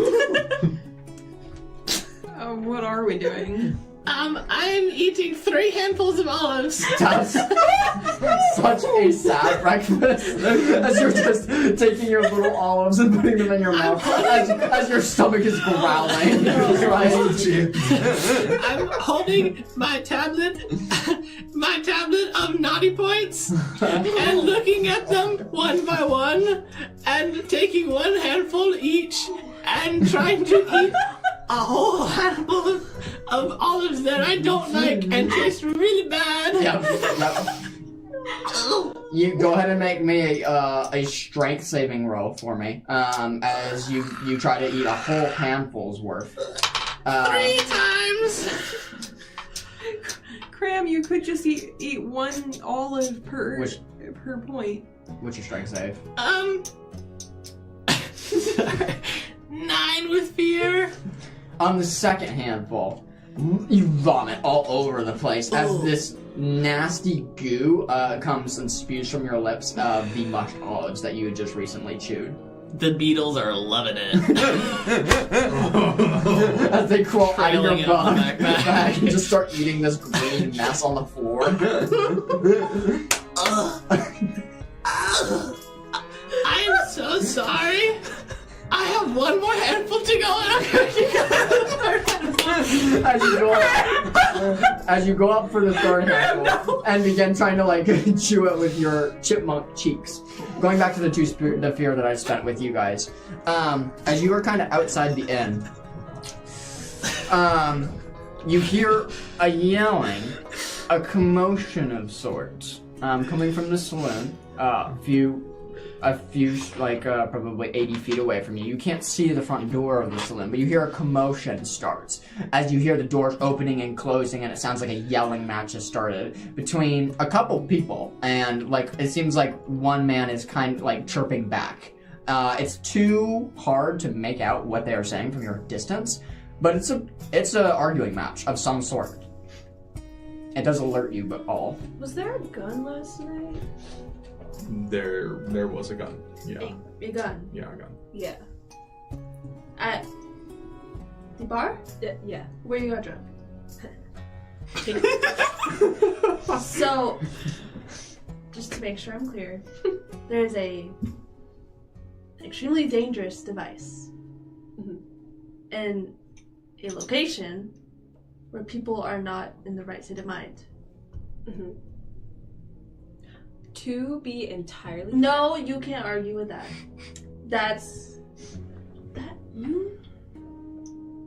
I'm gonna walk over.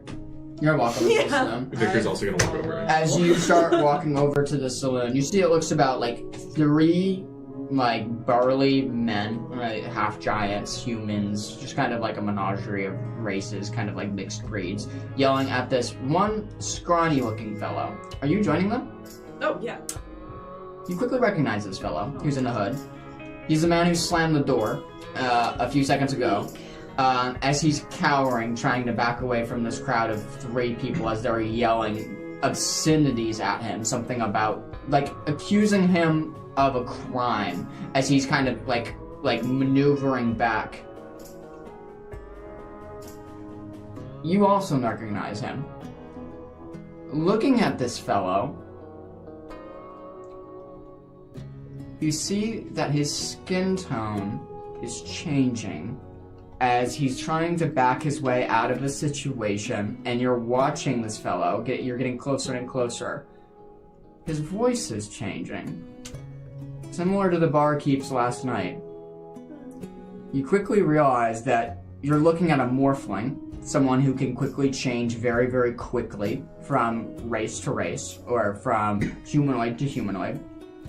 And you quickly recognize that his true form is slowly starting to come out as green skin is starting to emerge. And that's where we're going to tonight. Wow. He's a goblin. Schmirk. And thanks for tuning in, guys. Thanks for tuning in. We'll see you Thursday for session 4, or session 4. Alright, With Wyatt. with Wyatt. Wyatt, You all get to meet yeah. Wyatt. Maybe yeah. he's the Morphling. That'd be dope. Wait! Hey, if he doesn't have a character, That'd be fun. character, That'd be awesome.